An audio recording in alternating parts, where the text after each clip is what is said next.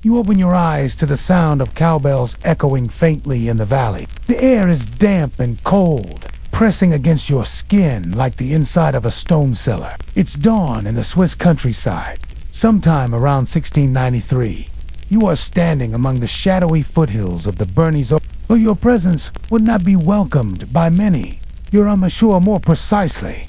You are one of the followers of Jacob Amish, a man whose name is just beginning to echo across the villages of the Reformation-racked Swiss Confederacy. In this land, even belief is a dangerous thing. To understand how you got here wrapped in a heavy wool coat and hurrying down narrow forest paths to avoid the watchful eyes of the authorities, you have to step back into the early currents of religious change in Europe. The Protestant Reformation, ignited by Martin Luther in 1517, fractured the authority of the Catholic Church and splintered Christianity into dozens of competing doctrines. And in the cracks of that spiritual upheaval, new radical movements bloomed. Among them were the Anabaptist spiritual ancestors who believed that baptism should be reserved for adults who could consciously choose their faith, not for infants who could not understand it. To 21st century ears, this might sound like a mild theological point, but in 16th and 17th century Europe, this was heresy of the highest order. Both Protestant and Catholic leaders condemned the Anabaptists. Why? Because their rejection of infant baptism struck at the very structure of society. Infant baptism was not only a religious rite, it was also a form of civic registration. It made you part of the community, subject to its laws, taxes, and obligations. To refuse, it was to question the legitimacy of both church and state. Anabaptists were hunted like criminals. In Switzerland, they were arrested, imprisoned, banished, and sometimes executed drowned in rivers as a cruel symbolic punishment for their views on baptism. By the mid-1600s, persecution had pushed most Anabaptist groups into hiding. Some scattered into the Holy Roman Empire, others moved south into Alsace, or north into the Netherlands. But a stricter, more disciplined branch of the Anabaptists was emerging, a group that insisted on clear separation from the world. This group believed that a true Christian community must be defined not only by belief, but also by lifestyle, plain dress, nonviolence, and rigid obedience to communal rules. The man who became their leader was Jacob Amann was a tailor by trade. Born around 1644 in the Swiss canton of Bern, he was a stern man with a strict sense of religious order. Amann believed that too many Anabaptists had become too lax, too tolerant of worldliness, too hesitant to enforce church discipline. He called for the revival of the practice of meeting or shunning, excluding sinful members from social and economic contact until they repented. To Amann, this was not cruelty, it was spiritual necessity. The split between Amann and other Anabaptist leaders, particularly in the Alsace region, came to a head in the early 1690s. The arguments weren't just about doctrine. They were about how to live every part of your life. What clothing was to fancy? Do you own buttons or only hooks and eyes? Could you eat with someone who had been These questions were debated in barns, whispered in candlelit cellars, and passed down through letters smuggled over mountain paths. By 1693, the division was formal. Amann's followers, who would eventually be called the Amish, but their troubles were far from over. The Swiss authorities had no interest in tolerating yet another offshoot of religious The Reformed Church, dominant in Zurich, Bern, and other cantons, considered the Amish not only disruptive, but outright dangerous. To be Amish meant you refused military service, rejected oaths of loyalty, and lived according to your own ordinance, a community rule book that answered to no government. In a time when church and state were intertwined, this was rebellion in plain dress. For many Amish families, daily life became a slow-motion escape, hiding in barns, fleeing from one village to the next under cover of darkness, trying to earn a living while refusing to pay the church tax. Neighbors might report you. Friends might be in prison. Children might go hungry because their fathers were locked away in towers or laboring under forced servitude. And yet, people stayed. They stayed because they believed fervently, stubbornly, silently that this life, hard as it was the right one. They believed that the world was too broken to fix, and that salvation lay in turning away from it, not reforming it. To be Amish was to choose simplicity, discipline, and community over ambition, pride, and modernity, even in 1693. So you wake before sunrise. You live without clocks or mirrors. You dress in drab homespun because modesty is a virtue. You whisper your hymns because public gatherings are forbidden. You do not fight, even when the soldiers come. You do not swear loyalty to the state, even when the judge demands it. You plant your fields, and you hope. You wait for a better land. That land, Pennsylvania, is still a distant idea. Rumors have begun to spread among your community. Letters from Dutch Mennonites speak of William Penn's holy experiment in the New World, a colony where religious tolerance might actually exist. A place where Anabaptists might farm in peace. A place where children wouldn't have to hide their faith. But leaving Europe is a perilous proposition. You would have to abandon everything you know. Your language, your land, and your buried ancestors. The journey would be long and dangerous, and survival in the New World was not guaranteed. And yet, isn't there something worse than risk? Staying. As you kneel beside your straw mattress and offer your morning prayer, a question stirs quietly in your mind, just beneath the surface. How much are you willing to give up in order to live in peace?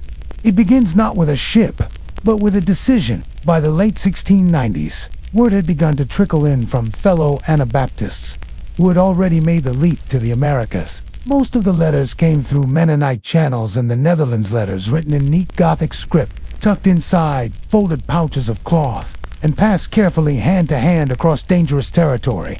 They spoke of a place where freedom of conscience was more than a promise, it was practiced. The place was Pennsylvania, and the man offering this haven was William Penn, a Quaker and a dissenter himself. Had founded his colony on principles of religious tolerance, cooperation, and modest living. To Anabaptists, weary of surveillance and exile, it sounded like a miracle. There, you would not have to hide your worship. You could work the land, raise your children in peace, and live apart from the corruptions of modern society. Impossible, and yet true. But getting there, that was another matter. Leaving Europe was not as simple as buying a ticket and boarding a ship. First, you had to gather enough money, an enormous task in itself for farmers living under persecution. Most Amish families were not wealthy. They paid fines regularly for their refusal to attend state church services, and they had to bribe local officials just to stay out of prison. Any savings they had were hidden in cupboards or sewn into garments. Every coin mattered. Next, you had to arrange passage. This often meant traveling overland, first to the Netherlands or parts of the Palatinate in the Holy Roman Empire, where Dutch Mennonites and other sympathetic groups helped arrange ships for those fleeing persecution. These were long, grueling journeys, often by foot or cramped wagon. You would travel in silence, heads low, carrying only what you could hold. Illness was common, so was fear.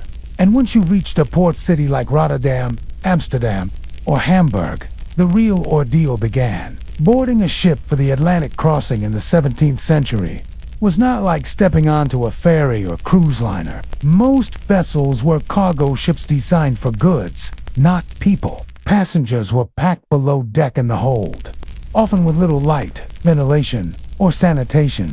Families were assigned small spaces just wide enough to sit or lie, curled beside one another. Food was sparse and grim.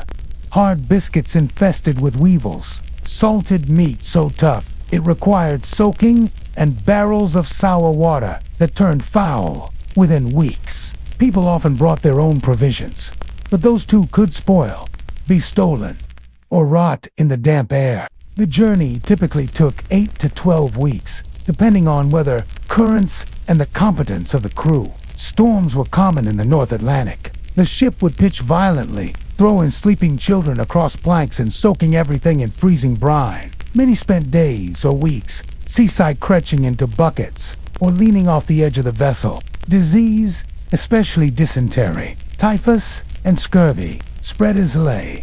There were no doctors.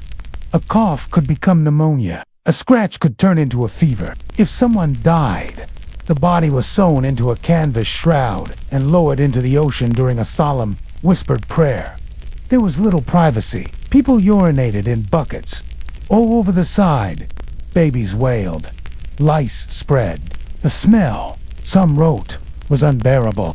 And yet, despite all this, people sang, in quiet voices, old hymns once the authorities back in Switzerland had outlawed. The Amish brought their Ausband, a 16th century hymnal filled with songs of suffering, endurance, and unwavering faith.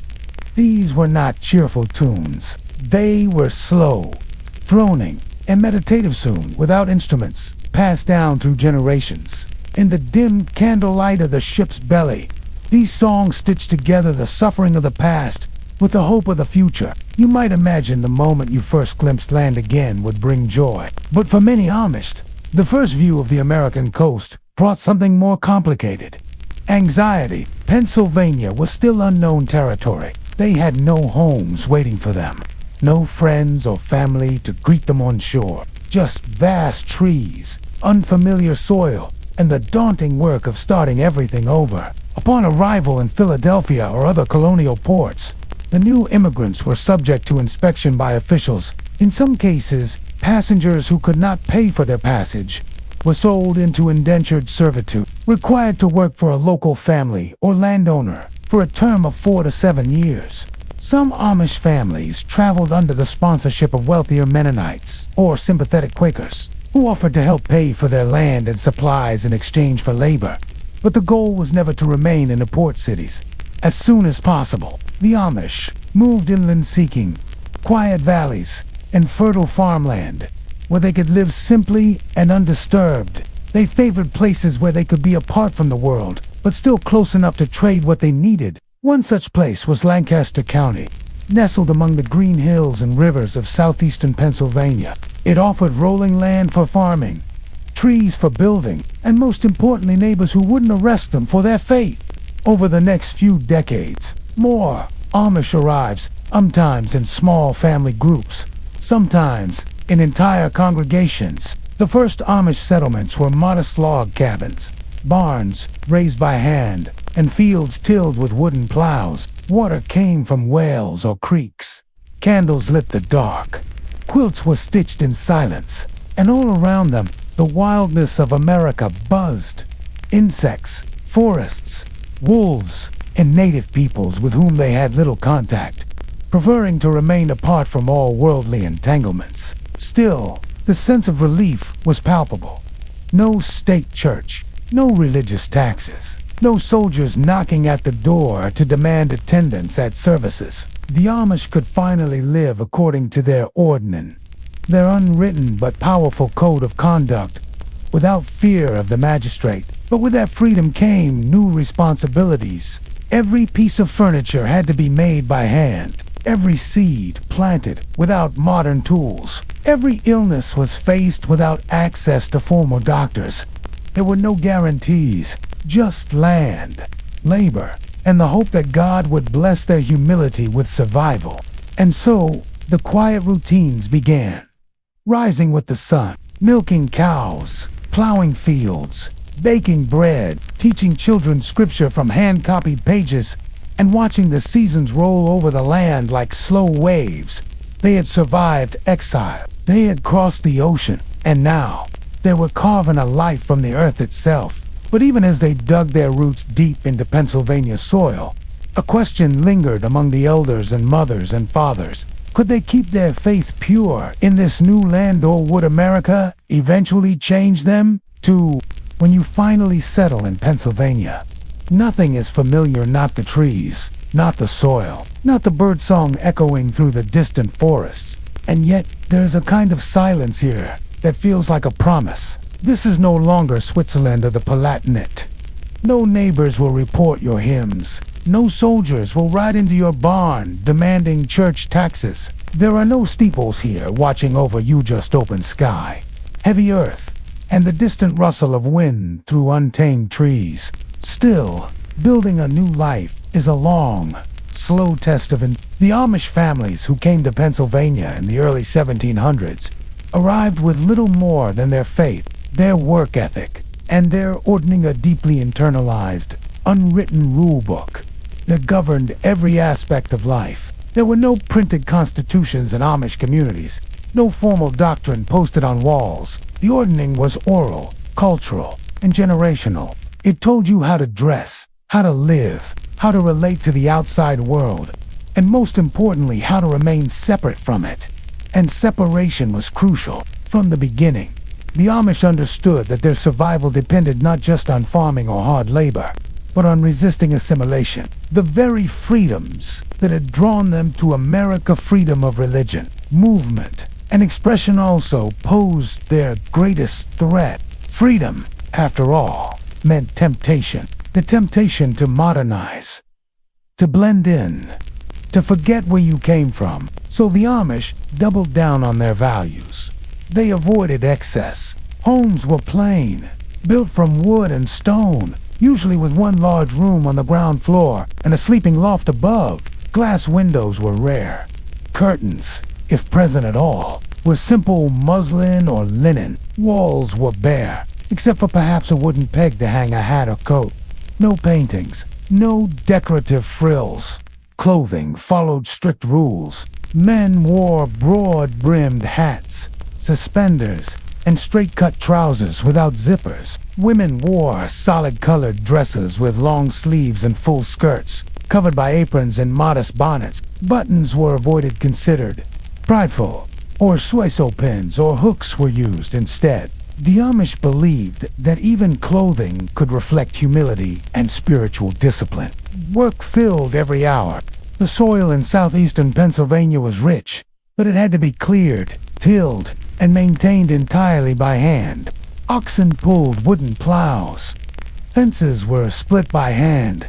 From tree trunks, families grew their own corn, wheat, squash, potatoes, and barley. Every part of a cow or pig was used. Butter was churned. Milk was stored in clay crocks and root cellars, kept food cool through the summer. Yet even in their simplicity, the Amish developed sophisticated techniques. They became master farmers, known for deep soil cultivation, crop rotation, and communal barn raising. When a family needed a new barn, dozens of neighbors would gather. They would arrive at dawn, eat a massive breakfast cooked by the women, then spend the entire day working in unison, sawing, hammering, lifting, and shouting across wooden beams in their dialect of Pennsylvania. Dutch, a mix of German, Swiss, and regional influences.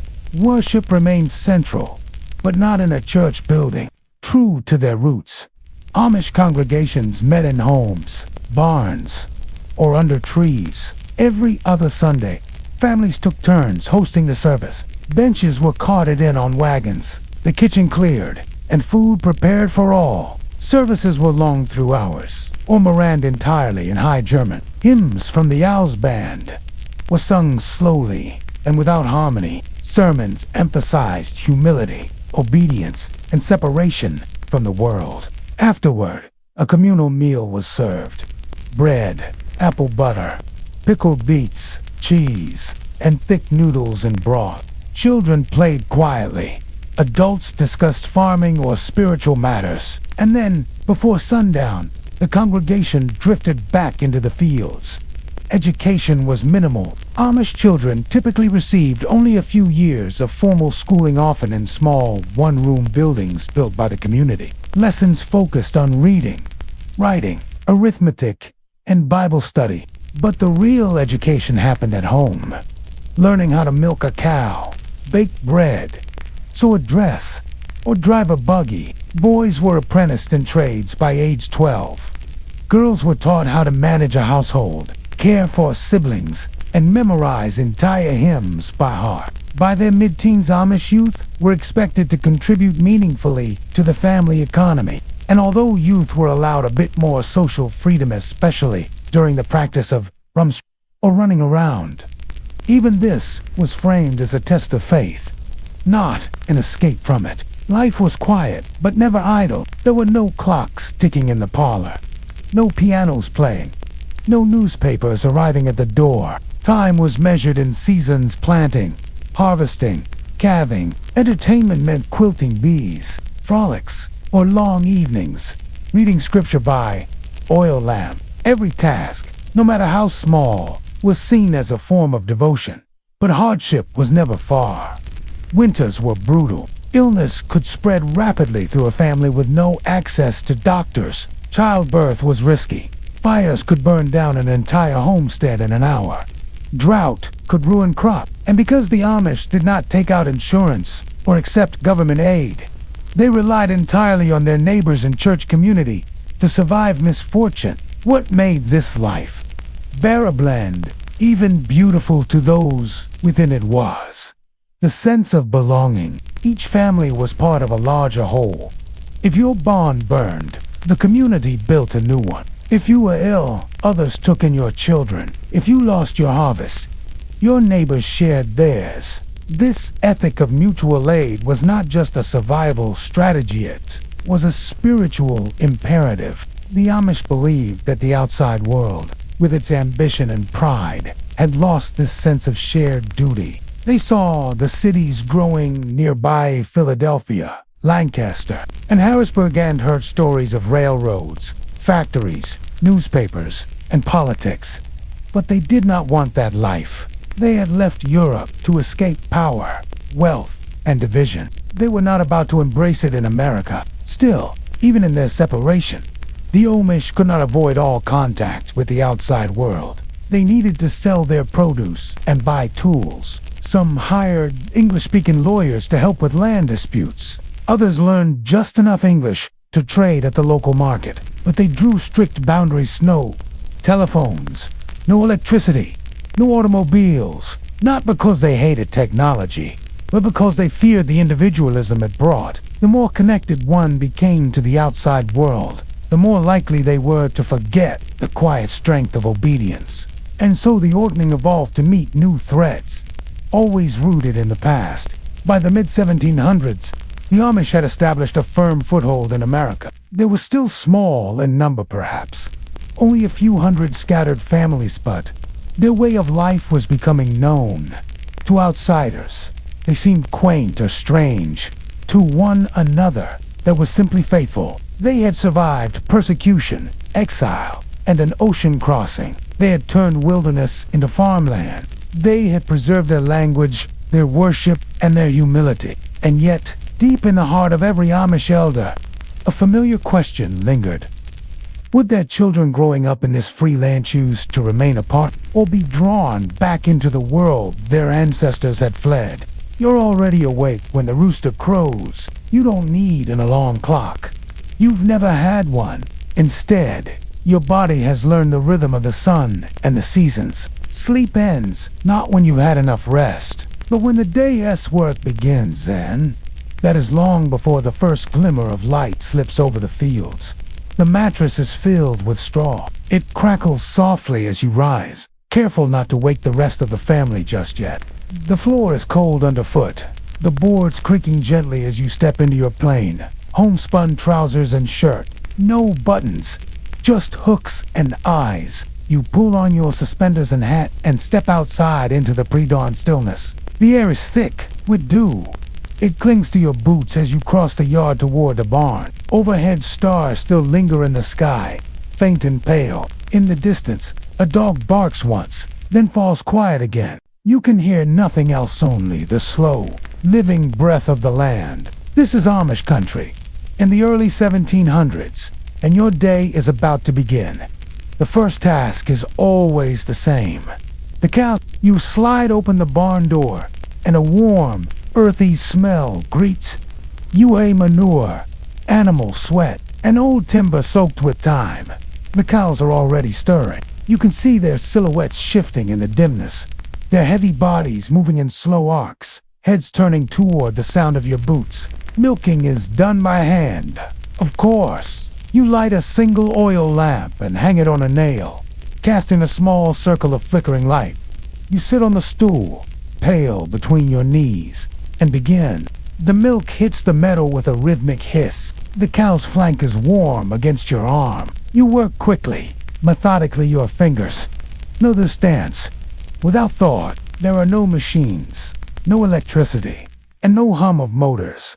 Just the soft exhale of the cows and the steady sound of milk filling the pail. You repeat the process with each animal, working by lantern light until the sun begins to rise. Then, as the sky turns pale pink, you carry the heavy pails back to the house, where the milk will be strained, stored in crocks, and later churned into butter. Back outside, there's no time to linger. The fields are waiting. The land is your life. Every acre must be worked by hand or, with the help of your team of horses. The Amish in the 1700s plowed their fields with wooden or iron plows drawn by draft horses. These animals are not pets. They are partners, massive, patient, powerful creatures that understand the rhythm of the soil almost as well as you do. The plow is heavy, its wooden handles worn smooth from years of use. You guide it behind the horses, calling soft commands in Pennsylvania Dutch, stee, and lynx. The blade cuts through the earth, turning over dark, damp soil. It's back-breaking work. Your shoulders ache. Your boots sink into the furrows. But you do it day after day, season after season. Every part of the farm is your responsibility, and every part requires attention. Once the fields are turned, you check the fences. These are made from split rails, hammered and notched by hand. If a board is loose or a post is leaning, you fix it. You cut firewood for the stove, sharpen tools with a foot-powered grindstone, and haul water from the well. Nothing is wasted. Tools are repaired until the metal thins to a whisper. Leather is patched again and again. Wood is seasoned. Nails are reused. And absolutely everything has a place and purpose. At some point, your sons begin to stir. They are young, maybe 8 or 10, but they are not spared the work. They dress and join you outside, rubbing their eyes and buttoning their vests. One helps feed the chickens. Another gathers eggs from the coop. You show the oldest how to harness the horses while the youngest is still trying to pull his boots on straight. Work is not punishment here, it is identity. It is how you contribute to your family, your community, and your God. You do not work for profit or personal ambition. You work because it is right. Breakfast is served after the animals are fed. You return to the house, hands red with cold, face streaked with sweat and straw. Inside, your wife has prepared a modest meal: hot porridge, thick slices of bread, apple butter, and strong coffee brewed over the fire. You sit with your family around the wooden table, heads bowed in prayer, and eat in quiet gratitude. There is no rush, but no lingering either. There is too much to be done. After breakfast, the rhythm continues. In spring and summer, it's planting and tending crops. In autumn, it's harvesting, storing, drying, and preparing for the long winter. In winter, it's maintenance. Your hands are calloused, your shoulders are broad, your hearing is tuned to the pitch of animals and the sound of shifting weather. You know how to read the sky wind, to bring in the tools, when to expect frost. You can feel the seasons changing in your bones before the first leaf falls. There's no part of the farm that doesn't demand your attention. The barn roof leaks, and you patch it with timber from a neighbor's sawmill. The ox throws a shoe, and you reforge the iron on your own anvil. A storm floods the lower pasture, and you shovel ditches until the water runs off. No one is coming to help. No one but your family and your faith. And still, the outside world creeps closer. Peddlers pass now and then on the road, offering mirrors, clocks, tobacco, or fancy boots. You decline politely. A traveling minister from another Protestant sect stops to speak and wonders aloud, "Why your people? 1T modernize." You nod and remain silent. Sometimes English settlers from the nearby town ride by and stare, but you do not wave. You do not seek attention. You return to your work. By midday, the sun is hot and high. You pause only briefly for lunch: a hunk of cheese, cold meat, a biscuit, maybe an apple if it's the right season. You eat outside, sitting on a fence post, hat tipped low. Then you return to the soil, the tools, and the woodpile. Your body aches, but you hardly notice. You were raised to expect this. This is the life your father lived, and his father, and before him. Back in Switzerland, a long line of men who believed in sweat as a form of worship. The afternoon fades. Shadows lengthen. The animals begin to stir again, needing to be milked, fed, and settled for the night. You move through the barn with the same quiet precision, tending to each stall, each trough, each rope, and each latch. And then finally, as dusk settles and the lantern is lit once more, you head back to the house. The children are tired. The air smells like hay and smoke, and supper is waiting. The meal is simple but hot. Stew with root vegetables, fresh bread, maybe a slice of pie, if there was time earlier to bake. After the dishes are cleaned and the table wiped, you sit quietly, reading scripture or mending a tool by the fire. The children yawn and doze. Your wife stitches by lamplight, and you, weary and satisfied, feel a small ember of peace settle into your chest. Outside, the stars return. The land breathes slowly, and you wonder, just for a moment, not about heaven or judgment or the burdens of the world, but something quieter. How many lives can be built in, sustained without ever once stepping beyond the fence? The Amish man's day is not measured in hours or shifts, but in tasks completed and needs met. Time is not your master. The land is. After the morning rush, milking the cows, feeding the animals, and breakfast with the family, your attention shifts toward the heart of your trade, cultivating the earth. In the 1700s, Amish farming is less about techniques borrowed from books and more about the deep, lived memory of generations. You do what your father did, and his father before him. Today is for plowing, and the sun is finally high enough to warm the ground. You walk the length of the field slowly, examining the soil with your boot heel. It's spring, and the frost has broken. The dirt is dark and pliable, good for planting. But before any seed touches this earth, it must be turned. You harness your team of draft horses, powerful and patient beasts. Their names may not change for decades, names like Bill, Jed, or unspoken in soft Pennsylvania Dutch. As you brush their manes, check their hooves, and adjust the leather harnesses, these horses are central to your world. They do the work of tractors, trucks, and machines. Without them, your survival would crumble. The plow you use is hand-forged, likely made in your own or a neighbor's blacksmith shop. It is simple, a sturdy wooden frame with an iron blade that cuts through soil and roots. You grip the handles, press your shoulder forward, and guide the team into the first row. The work is exhausting. The plow drags deep, catching on rocks and tangled weeds. Your arms ache from the force required to steady it. Your boots sink into the furrows, filling with damp earth. Behind you, a neat row of turned soil rizzers, like a wave. You'll walk these rows dozens of times today, muscles burning, back bowed but always in rhythm. A neighbor passes on the far side of the field, waving once.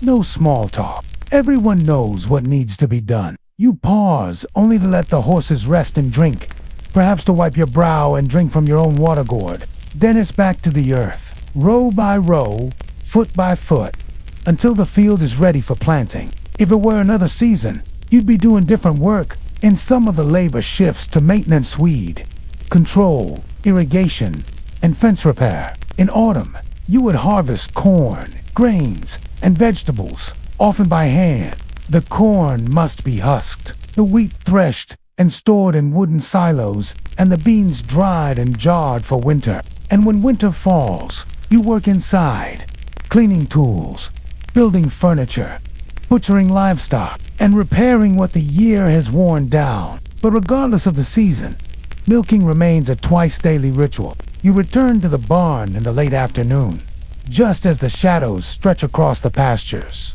The cows await you, moving slowly into position, as if they know the order. You light a lantern, settle onto the stool, and begin again. Pale streams of milk splashing into metal pails. Every drop is accounted for. The fresh milk will be cooled in the spring house or carried into the cellar, where your wife and daughters will churn it into butter or separate the cream. Nothing is wasted. Even the buttermilk might be used for baking or fed to pigs. The cycle of use is complete, tight, and utterly efficient. Still, your day isn't done. There's always something to build. This evening, it's a gate for the east pasture. You work with hand tools, no power saws or drills, just a mallet, chisel, plane, and saw, all sharpened by your own hand. The boards are rough, cut from felled trees on your own land. You measure without rulers, using your palm or the length of your forearm, methods learned from your grandfather. You plane the edges, drill wooden pegs through mortise joints, and bind the pieces together until the gate holds fast. Then, you carry it across the field on your shoulder and hang it with iron hinges you forged yourself last winter. Your sons watch you, silently. They are learning, not through instruction, but observation. In Amish life, you do not give long lectures. You show, and they mimic. You expect them to listen, to pay attention, to respect the process. They are not being raised to find careers. They are being raised to carry on a way of life. And part of that life is community. A few evenings a month, you help neighbors with their work, mending a roof, slaughtering hogs, raising a barn. The Amish believe in mutual aid, not as charity, but as duty. No one is left to suffer alone. When Jacob's barn burned down last spring, you joined 40 men before sunrise, and by sundown, a new one stood soda still clinging to the rafters. On this particular evening, though, you are home. The sun dips low. The tools are wiped clean and stored in the shed. You wash your hands with well water, scrubbing away the grime with homemade lye soap. Then, once again, you step into your house wooden walls, stone hearth, a kettle already simmering with supper. Dinner is quiet but warm. No electricity hums here, no radio chatter, just the clink of spoons against bowls, the rustle of fabric, and the occasional low murmur of a child's voice. After eating, you sit by the fire with your Bible open on your lap, reading aloud in slow, measured tones. The children listen, some drowsy, somewhat. Later, you and your wife speak in whispers about tomorrow's tasks, the fence that needs repairing, or the calves nearing weaning. Your hands rest on your knees, heavy and worn. The firelight flickers across your face. It's a tiredness you carry, not as a burden, but as proof that you are living rightly. Outside, the world continues. Its mad rush forward, steam engines, banks, merchants, and politicians. But inside your home, the pace is the same as it was in the Swiss valleys your ancestors left behind.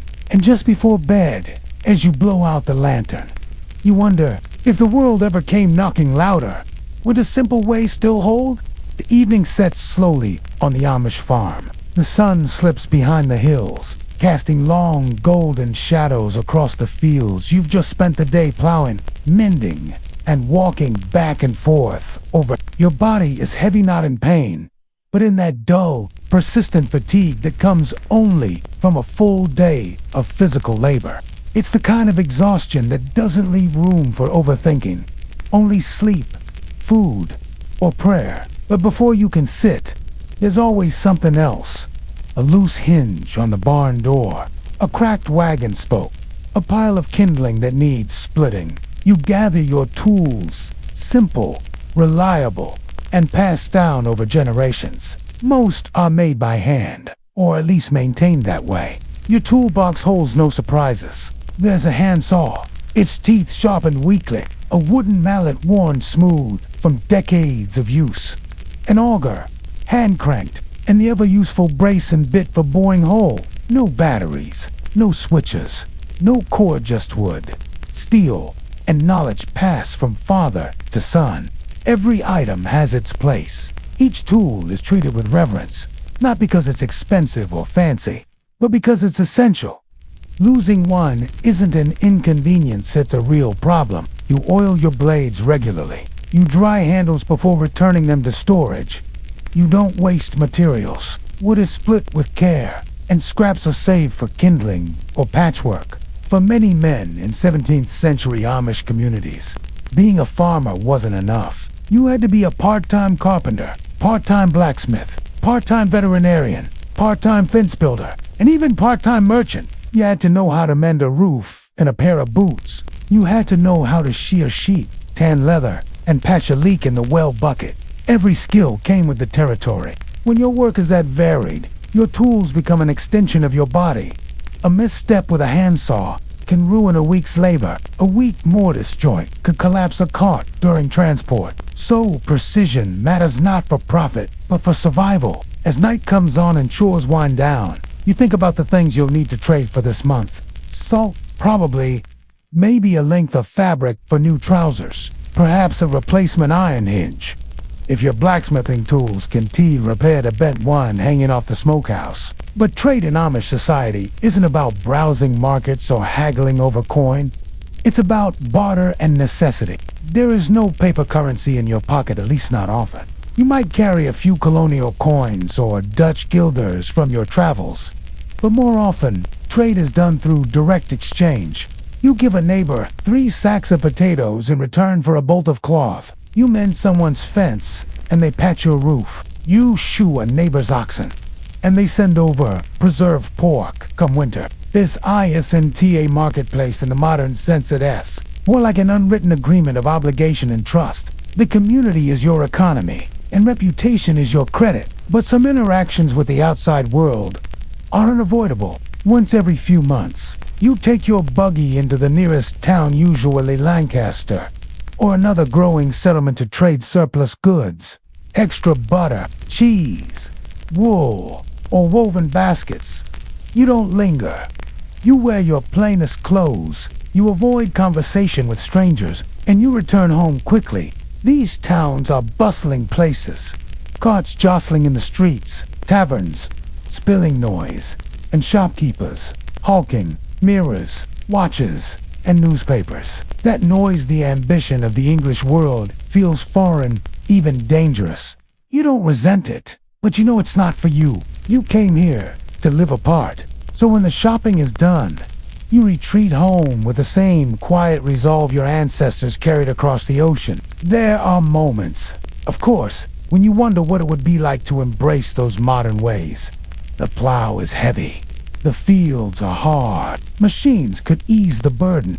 A steam engine might till this soil in hours instead of days. A train could deliver your goods to market without rattling across 20 miles of uneven paths. But with those machines would come other things: noise, dependency, and pride. The ordering, the unwritten code you live by asks something deeper than efficiency. It asks for humility, obedience, and deliberate simplicity. Even if the world moves faster, you remain where you are, not because you're stubborn, but because you're faithful. Because the way you work slow, steady, grounded shapes the way you believe. At night, after prayers are said and the younger children are put to bed, you sit at the table under oil lamplight. Your hands are rough.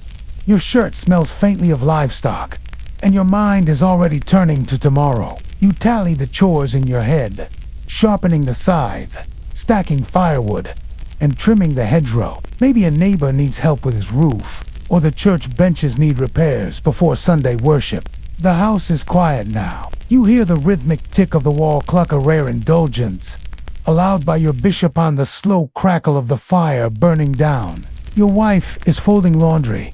The children are asleep, and you're still wearing the same suspenders you put on before sunrise. This is what exhaustion looks like in Amish life. Not collapse or complain, but the kind of weariness that deepens the soul. You work until your body is sore, not for money, but because it's the right thing to do. And you teach your children to do the same, not because they must, but because it's how your people survive. Generations from now, someone might look at your life and think it was small, that it lacked excitement, or variety, or advancement. They'll see a simple man with calloused hands, wooden tools, and a plain house with no decorations. But they won't see the richness beneath the silence, the dignity in labor, the pride in sufficiency, the strength in community. And as you tip your chair back, stretch your aching legs, and stare into the fire, one quiet thought lingers. If the world ever forgets how to live like this, what then? Before the rooster crows, before the cows are milked, before the sun even rises to cast light on the fields, is already awake. The Amish woman's day in the 17th century doesn't begin with rest, and it certainly doesn't begin with ease. It begins with responsibility, quiet, unglamorous, and absolutely essential. You move silently through the dark kitchen, your bare feet brushing against the cold wooden floor. There is no electric lamp to flip on, just the soft yellow glow of an oil lantern, placed carefully on the windowsill. The fire in the hearth has burned low overnight, so the first task is coaxing it back to life. You kneel at the hearth, gathering the embers under a pile of dry kindling. A twist of hay, a breath, a gentle stir, and the flame returns. Slowly, steadily, you add a few split logs, fanning them until the crackle is strong and sure. Only then can the day begin. This is your kitchen, though it wouldn't be called such by outsiders. There are no granite counters, no metal knobs, no running water, or modern appliances. Just a long, sturdy table, a wide hearth for open-fire cooking, hooks on the walls for pots, ladles, and dried herbs, a hand pump outside for water, and shelves filled with crocks, jars, and cloth-wrapped bundles of homemade goods. Cooking for an Amish family of 10 or more is a logistical feat, and you do it every single day, 3 times a day, without fail, without complaint, and without most of the tools your modern descendants would consider basic. Breakfast must be ready before the men and boys head out to the barn or the fields. You grind the cornmeal yourself with a small hand mill mounted to the table. You mix the dough for biscuits in a wooden bowl, using lard rendered from last winter's hogs. The milk, fresh from the cow, is strained through cloth and set to warm near the fire. Eggs, collected the day before, are cracked into a cast iron skillet and stirred gently with a wooden spoon. You don't measure with cups. You measure by feel, a handful, a pinch, a splash. As the kitchen warms, the smell of butter, smoke, and fresh bread fills the air. You call the children down, 3 boys, 4 girls, all bleary-eyed and barefoot in plate food, while reminding them who needs to carry water, who's helping with laundry, and who will be mending socks today. There is no pause, no moment where you stop and marvel at what you've done. The plates are cleared, the pans scraped clean, and already your thoughts shift to the next meal. Dinner will be larger, meant to sustain hard laborers returning from the fields. You need to soak the beans, roll out dough for egg noodles, and check the root cellar for potatoes and onions. If there's meat, it must be salted or boiled slowly. If there's pie, the crust must be made from scratch and rolled on the same worn board you've used since marriage. None of this is quick. Boiling water takes time. Baking bread takes hours. Stirring jam or churning butter can take half the morning. The kitchen fire must be managed constantly too hot, and it scorches the stew. Too low and nothing cooks at all. You adjust logs and coals like a pianist tunes keys. You're not alone. Of course, your oldest daughters help, learning through watching, never through written recipes. Recipes are mostly in your head or passed down by word of mouth. Add flour until it holds. Your mother told you once. Stop kneading when it sighs. You understand exactly what that means. While you cook, you also clean. The dishwater is heated on the stove and poured into a metal basin. Every plate, fork, and pan is scrubbed by hand with ash soap you made last month. Towels are wrung and hung by the door. There is no luxury of letting a mess linger, not when the next meal is only hours away. Outside, your husband drives a plow. He is strong and steady, but inside, you are the engine of the home. When the men are building barns, it's the women who feed the entire crews, sometimes 20 or 30 in a day. You start baking before dawn, with 10 pies lined on the windowsill and loaves of bread cooling by the fire. You send the girls to churn butter while you butcher chickens, make gravy, and prepare mashed turnips and cabbage slaw. Meals are served with quiet efficiency and cleared before anyone's tea cools. And still, you are not finished. The baby needs feeding. The middling child tore a dress. The neighbor sent word that she's sick and needs broth. You stir a pot of chicken and herbs while kneading a fresh batch of bread with one hand. There are no days off. For an Amish woman, no holiday from hunger. The home never stops moving. Everything you make, every pie, every stew, every biscuit is part of something larger. You don't rely on stores. You don't depend on outsiders. You raise, grow, cook, and preserve as much as possible. You dry apples and string beans on thread to hang in the pantry. You pickle beets and cucumbers in vinegar made from scratch.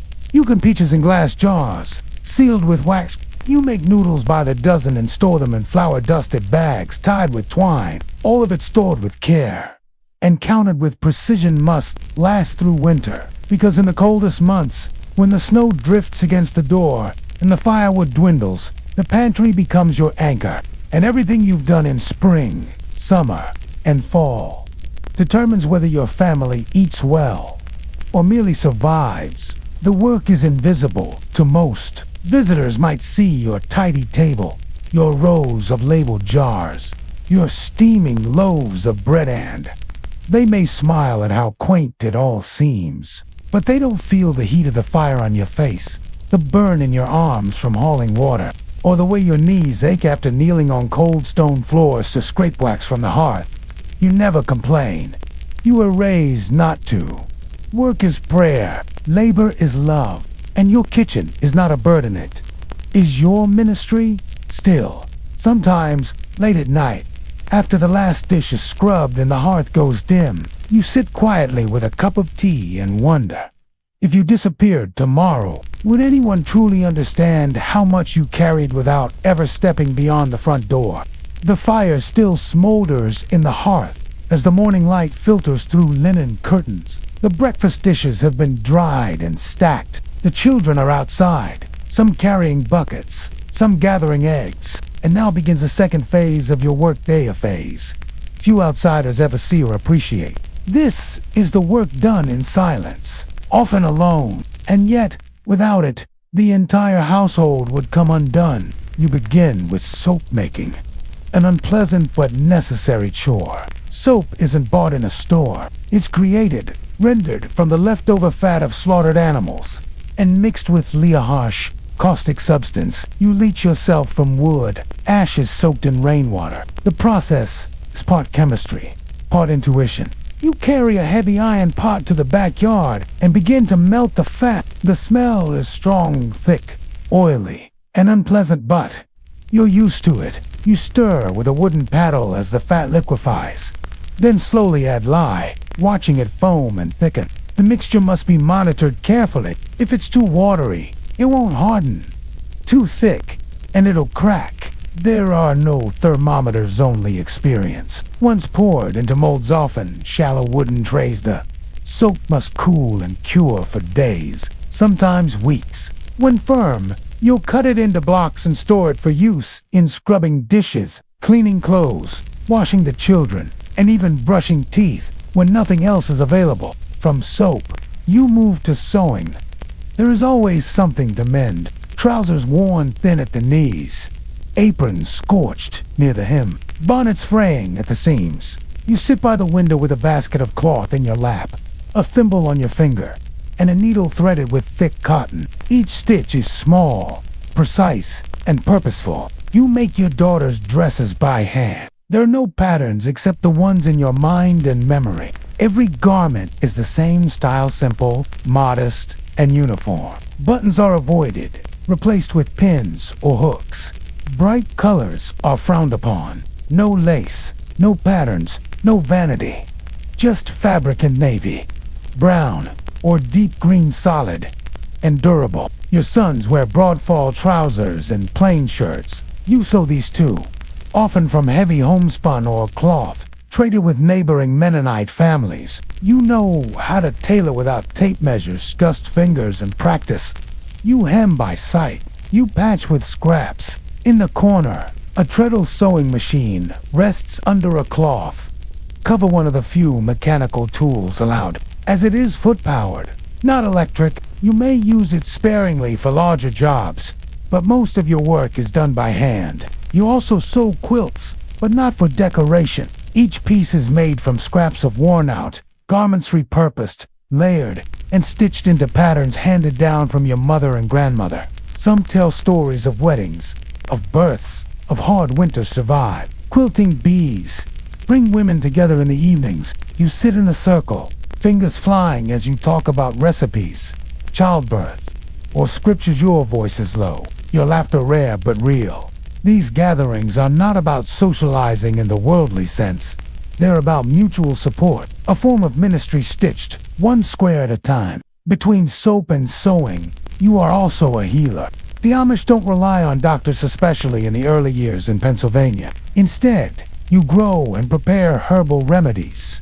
Yarrow for fevers, comfrey for wounds, and chamomile for upset stomachs. You know which leaves must be dried and which roots boiled. You mix tinctures with vinegar and store them in brown glass bottles, labeled in chalk. When your child wakes in the night with a cough, you don't panic. You brew thyme tea, rub goose grease on their chest, and rock them gently while singing slow verse from the house. The melody calms you both. When someone is injured, a cut, a broken bone, a rash, you know what to do. You've seen it before. You've tended to births and deaths. You've held your sister's hand as she labored for 2 days in your bedroom, and you've washed your grandfather's body before his funeral. None of this is dramatic. None of it is praised.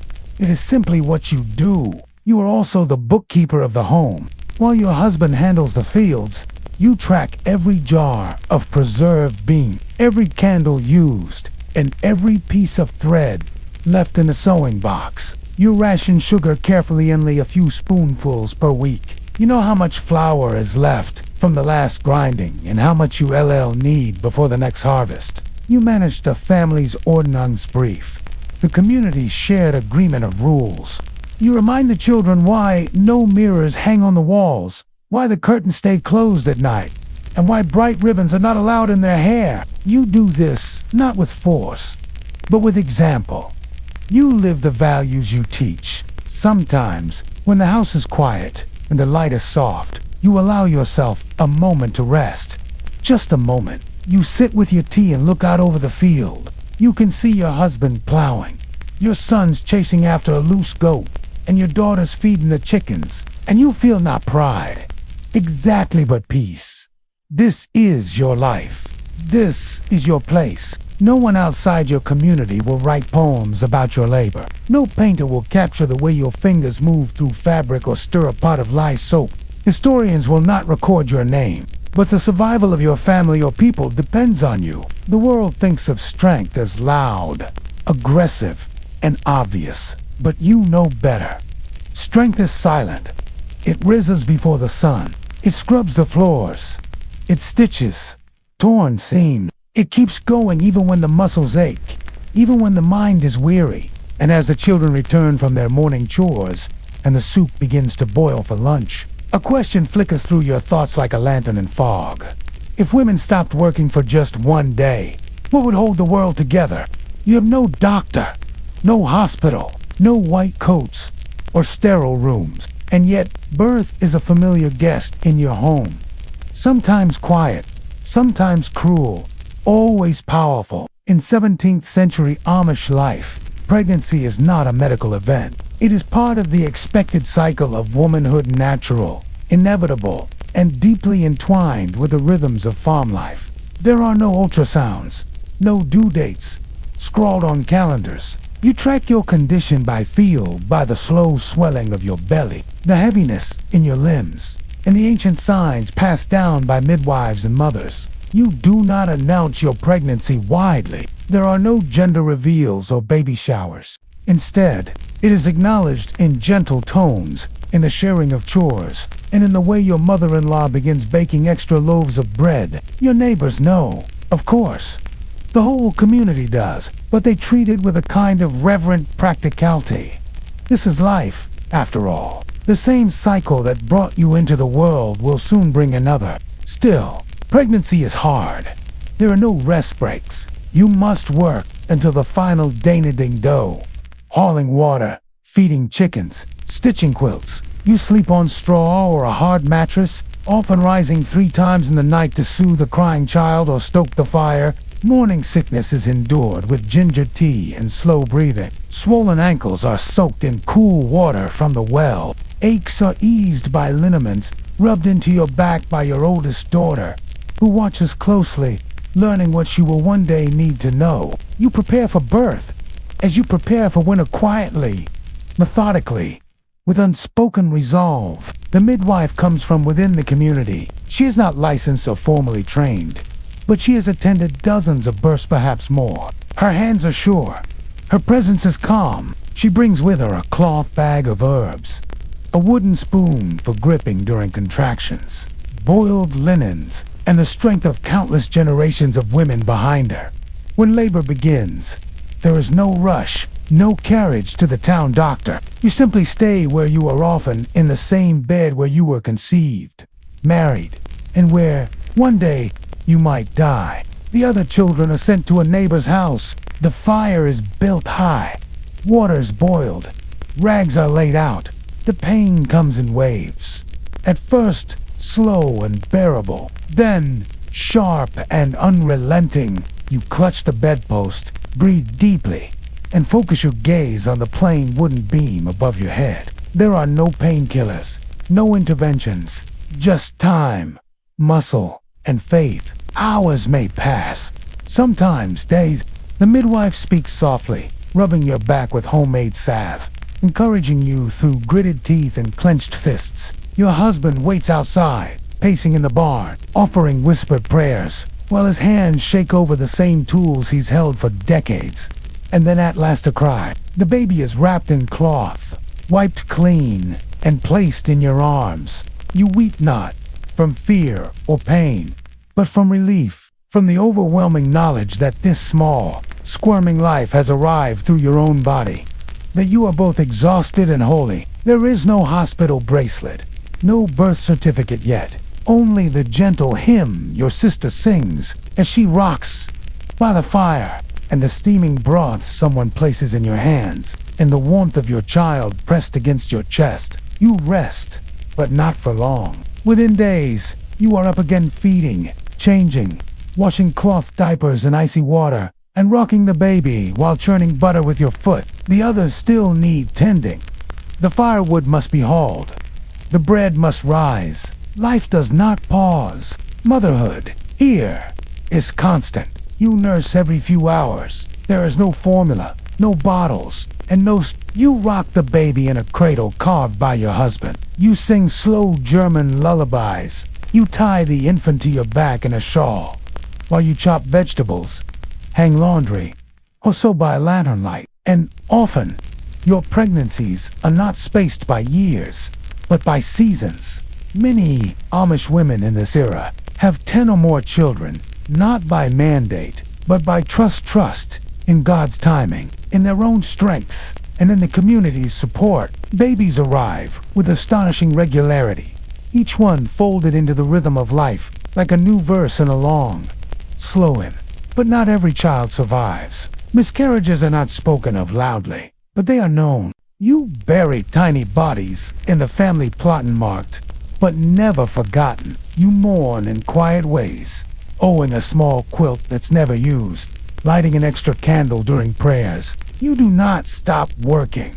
You do not stop mothering the living. You simply carry the grief alongside the joy. There are no therapists, no counselors, just your Bible, your sisters, and your own faith. When your daughters come of age, you teach them gently, not with lectures, but with example. You show them how to swaddle a newborn, how to sense when milk is sour, and how to quiet a fever with a cool cloth and whispered prayer. You prepare them not just to give birth, but to give everything: time, energy, sleep, comfort in service of others. And when they marry and bear their own children, you are there, with boiled linens, with broth, with balm. The same hands that cradled them at birth now guide them through the same threshold. This is how knowledge survives in Amish life. Through practice, through love, through generational trust. In the wider world, people speak of progress of hospitals, machines, medicine, and modernity. You do not resent these things. You do not fear them. But you also do not crave them. Your way is slower, but it is rooted in family, in faith, and in the belief that life's deepest truths don't change with time. As you sit on the porch, in the cool evening air, rocking your newborn and watching the stars emerge, a thought presses gently into your mind. If strength were measured by stillness and sacrifice, not noise and power, would the world finally recognize women like you? Before you ever learn to read, you learn to work. That is how childhood begins in the Amish world of the 17th century. Not with toys or nursery rhymes, but with chores, expectations, and quiet obedience. You are not indulged or coddled. There are no playrooms, no shelves of painted wooden toys, and no long days spent idly watching the clouds. From the moment you can walk steadily, your place in the household economy begins to form. You rise early. With the others, there are no alarm clocks, only the rhythm of your parents' footsteps on the wooden floor and the low creak of the barn door swinging open before sunrise. You learn quickly that if you sleep in, someone else must do your work, and that is not acceptable. You are perhaps 4 or 5 when you are first handed a pail to help collect eggs. Your hands are small and your fingers cold in the morning air, but you grip the handle tightly and move through the chicken coop, careful not to drop or crush a single egg. There is no allowance, no gold star, and no applause. There is only the quiet nod of approval from your father and the satisfaction of doing something useful. That is what defines your childhood. Usefulness. Boys help with livestock, learn to chop kindling, gather water, and guide plows as soon as they are strong enough to hold the reins. Girls learn to knead dough, scrub floors, care for younger siblings, and patch torn aprons before they reach 10. You do not question this. It's not seen as a loss, it's simply what children do. To contribute is to belong. Play, when it happens, is an extension of work. You might run barefoot through the fields once your chores are finished, chasing after a sibling or pretending to herd imaginary cattle with a stick. You might whittle small animals from leftover wood scraps or twist corn husks into crude dolls. These toys are not bought in a shop. They are made with your own hands, passed down, worn smooth from years of use. And even these moments of play are fleeting. When your parents call, you come. When your little brother cries, you carry him. When a pie needs cooling or a chicken needs catching, your game ends. There are no birthday parties, no balloons, and no piles of gifts. Your birthday might be acknowledged with a special dessert, perhaps a second helping of pudding or a new pair of hand-stitched socks. You are grateful. You do not expect more. Discipline is ever present but never harsh. Your family believes in correction, not punishment. A disobedient child is spoken to firmly but fairly. You are taught from scripture, shown the example of older siblings, and corrected not with anger but with expectation. To be Amish is to respect your elders, your faith, and the structure of the household. You attend church with your family every other Sunday, 3 hours of long sermons, hymns sung slowly in High German, and strict silence. You sit on a bench, legs swinging, try not to fidget. There are no pictures, no stained glass, and no music beyond the voice of the congregation. You are expected to pay attention, even if you don't yet understand every word. And always, you observe. You watch how your father bows his head during prayer, how your mother adjusts her bonnet with care. You listen to how your siblings speak to elders, and how your neighbors carry themselves during barn raisings or quilting bees. Childhood here is not a time of innocence, it is a time of apprenticeship. Even at 6 or 7, you are aware of your future. If you are a boy, you will become a farmer, a blacksmith, or a carpenter. You will marry and raise a family and build your home with your own hands. If you are a girl, you will become a wife and mother and run your own household, feeding 10 with what you grow and make yourself. There is no question of careers, no talk of what do you want to be. You already are something, a child of the ordning, an heir to a way of life that stretches back centuries. Your path is not chosen but received. Still, You are not joyless. There is laughter, quiet, modest, but real. You laugh when your brother slips in the mud, when a goat escapes and chews through the laundry line, and when your father tells a dry joke at dinner that your mother barely hides a smile at. There is warmth here and affection, even if it is not shown in boisterous hugs or elaborate gifts. Love is expressed in care, in the extra blanket placed on your bed, in the way your mother braids your hair before church, in the way your father lets you sit beside him in the wagon without speaking, just watching the road unfold ahead. And while the outside world races on with clocks, lessons, and toys, your world remains steady, rooted. You are not missing something, you are gaining something else. The ability to listen, to work, and to wait. Still, in the quiet hours after evening prayer, you sometimes wonder, what would childhood feel like if there was more time to simply be a child? Before you ever learn to read, you learn to work. That is how childhood begins in the Amish world of the 17th century. Not with toys or nursery rhymes, but with chores, expectations, and quiet obedience. You are not indulged or coddled. There are no playrooms, no shelves of painted wooden toys, and no long days spent idly watching the clouds. From the moment you can walk steadily, your place in the household economy begins to form. You rise early. With the others, there are no alarm clocks, only the rhythm of your parents' footsteps on the wooden floor and the low creak of the barn door swinging open before sunrise.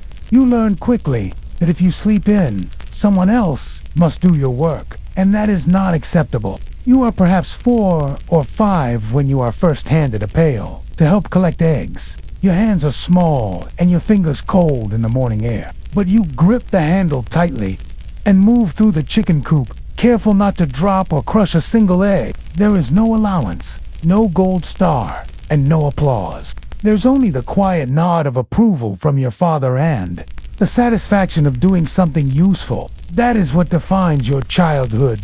Usefulness. Boys, help with livestock, learn to chop kindling, gather water, and guide plows as soon as they are strong enough to hold the reins. Girls learn to knead dough, scrub floors, care for younger siblings, and patch torn aprons before they reach town. You do not question this. It's not seen as a loss, it's simply what children do.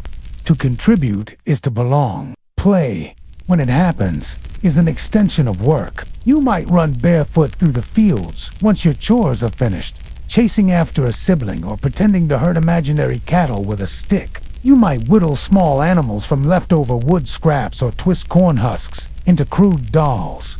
These toys are not bought in a shop. They are made with your own hands, or passed down, worn smooth from years of use. And even these moments of play are fleeting. When your parents call, you come. When your little brother cries, you carry him. When a pie needs cooling or a chicken needs catching, your game ends. There are no birthday parties, no balloons, and no piles of gifts. Your birthday might be acknowledged with a special dessert, perhaps a second helping of pudding or a new pair of hand-stitched socks. You are grateful. You do not expect more. Discipline is ever present but never harsh. Your family believes in correction, not punishment. A disobedient child is spoken to firmly but fairly. You are taught from scripture, shown the example of older siblings, and corrected not with anger, but with expectation. To be Amish is to respect your elders, your faith, and the structure of the household. You attend church with your family. Every other Sunday, 3 hours of long sermons, hymns sung slowly in high German, and strict silence. You sit on a bench, legs swinging, trying not to fidget. There are no pictures, no stained glass, and no music beyond the voice of the congregation. You are expected to pay attention, even if you don't yet understand every word. And always, you observe, you watch how your father bows his head during prayer, how your mother adjusts her bonnet with care. You listen to how your siblings speak to elders, and how your neighbors carry themselves during barn raisings or quilting bees. Childhood here is not a time of innocence, it is a time of apprenticeship. Even at 6 or 7, you are aware of your future. If you are a boy, you will become a farmer, a blacksmith, or a carpenter. You will marry and raise a family and build your home with your own hands. If you are a girl, you will become a wife and mother and run your own household, feeding 10 with what you grow and make yourself. There is no question of careers, no talk of what do you want to be. You already are. Something a child of the ordinary, an heir to a way of life that stretches back centuries.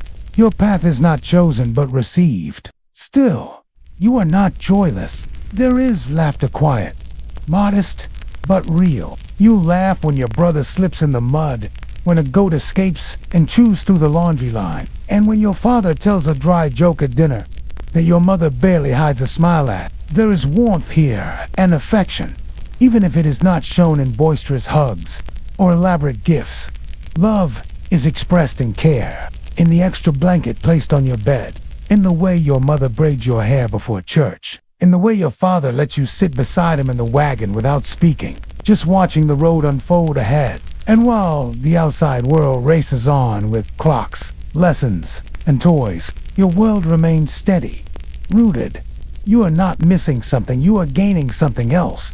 The ability to listen, to work, and to wait. Still, in the quiet hours after evening prayer, you sometimes wonder, what would childhood feel like if there was more time to simply be a child? By the time you're 14 or 15, you're no longer seen as a child, not. Really, in the Amish community of the 17th century, youth is not a time of rebellion or extended dependence.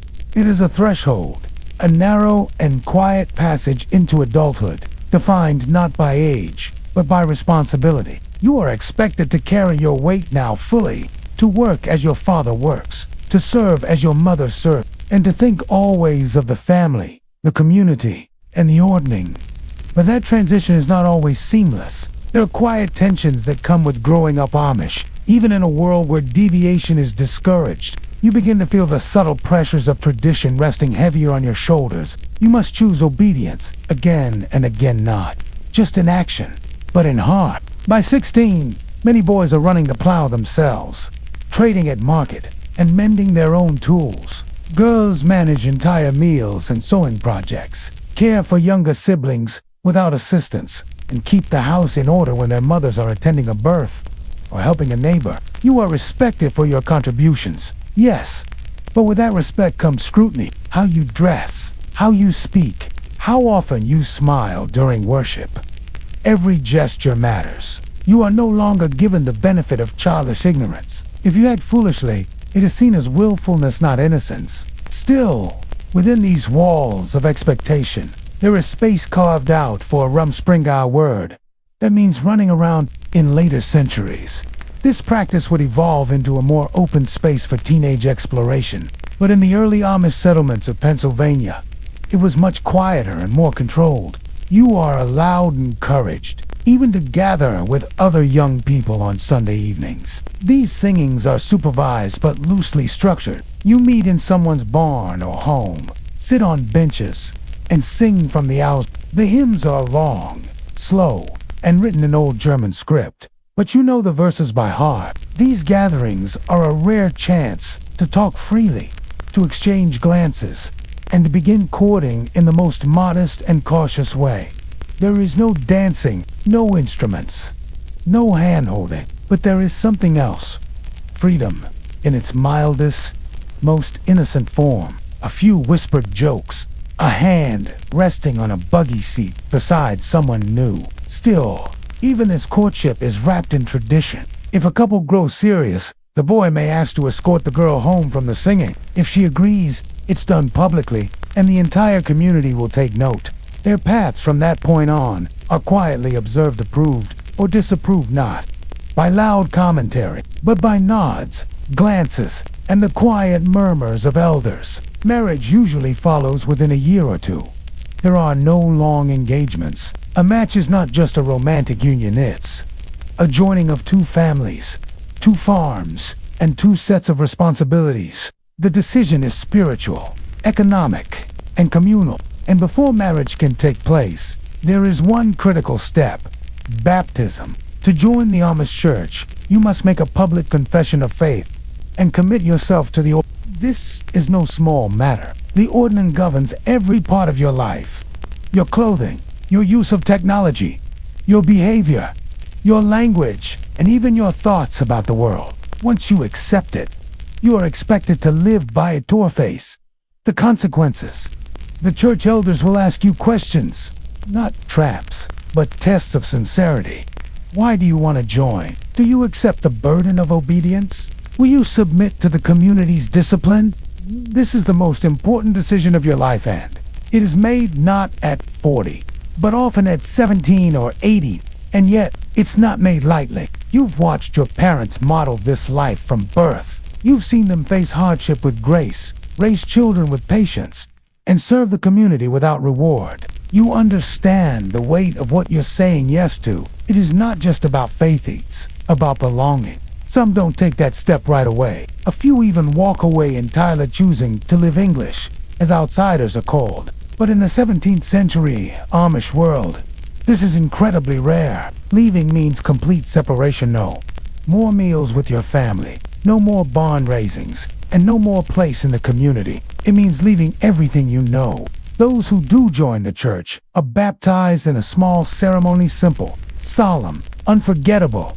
You kneel before the bishop. He pours water over your head from a cup. The congregation sings, and you rise as a member of the body, no longer a child. The line between youth and adulthood is now drawn softly, but permanently. And with adulthood comes full responsibility. You now attend church, not as an observer, but as a participant. You may be asked to read, to serve, or to speak. You are expected to marry, to raise children, and to build your life around the rhythms your parents and grandparents have kept. Some might see this as a restriction, but to you, it is purpose. You are not adrift in questions. You are anchored. And yet, late at night, when the lantern is out and the house is still, you sometimes lie in bed and wonder, if no one had shown you this path, would you still have chosen it? Every other Sunday, the farm changes rhythm. Not in the sense of rest, there is still work to be done. Animals to feed, water to draw, but the pace slows, becomes more deliberate, more reverent. The children's shoes are cleaned and set by the door the night before. The floors are swept twice. The bread is baked a day early, because tomorrow is church Sunday, and that means the entire community will arrive, dozens of buggies pulling up along the lane, the sound of hooves muffled on the dirt path. But there is no chapel waiting, no stone church, no stained glass in the Amish world of the 17th century, and still today worship happens at home. Each family in the district takes a turn hosting Sunday service, usually every few months. It's a quiet honor, but a large responsibility. Benches are transported by wagon from home to home store during the week in a community member S-barn and reassembled for each gathering. These benches are plain and long, built for efficiency, not comfort. You rise before dawn to prepare. The men help set up the barn or a large sitting room, moving furniture and laying planks for seating. The women prepare food, cold meats, pickled vegetables, cheese, fresh bread, apple butter, and pie. Everything must be ready before the first buggy arrives. And they come slowly, quietly, in small groups, dressed in black coats and plain bonnets, speaking in hushed Pennsylvania Dutch. No one honks a horn. No one shouts a greeting. It's all subdued.com, as if the air itself understands what the day is for. The service begins with singing, not from a hymn book with musical notes, but from memory or from the house band. The 16th century Amish hymnal that contains no musical notation at all. The songs are long, some stretching, 20 or 30 verses, and are sung in a slow, drawn-out chant that fills the air like incense. There are no instruments, no harmonies, just the unified voice of the community, rising and falling together like the breath of a single body. The bishop or minister then gives a sermon, often lasting an hour or more. He speaks slowly, with long pauses, in High German. The content is not sensational or dramatic. It is plain, moral, and deeply rooted in Scripture. The emphasis is on humility, obedience, and the importance of remaining separate from the world. No one interrupts, no one asks questions. The room is still, save for the occasional baby fussing or a child shifting on the bench. This is not a performance. It is not meant to entertain. It is meant to remind to center the heart and refocus the community on the things that matter. Simplicity, service, and salvation. There are no icons, no gold crosses, no pulpits. The bishop often speaks while seated as a gesture of humility, the setting, whether a barn loft or a kitchenese, just as sacred as any cathedral, because it is filled with intention, not ornament. Children are expected to sit through the service without complaint. There are no Sunday schools, no coloring books. They learn by listening, by watching their parents bow their heads, and by absorbing the rhythms of worship through repetition. After the sermon, more singing follows. And then the meal. This is a chance to eat, yes, but also to speak quietly, to check on neighbors, and to share news. There is no gossip, no laughter that echoes too loudly, and no debate about doctrine or politics. The conversation stays grounded: how the crops are doing, who is unwell, and which young couples might be for the host family. This is the culmination of days of preparation. The food is not extravagant, but it is carefully arranged. Fresh eggs, sliced and sprinkled with salt. Jars of pickles brought up from the cellar. Butter molded in careful shapes, and pies sliced with precision. Everything is homemade. Everything shared. No one eats first. The elders are seated. Grace is spoken, and then the meal begins. You serve others before serving yourself. Children eat last. No one takes more than they need. Afterward, the men might step outside to discuss the harvest, a broken wagon wheel, or who will host the next service. The women gather near the kitchen, softly discussing recipes or offering to help with a new baby. The teenagers sneak glances at one another, quiet smiles exchanged over mugs of coffee or slices of bread. It's the closest the Amish get to a social hour. Even then, it's rooted in humility and care.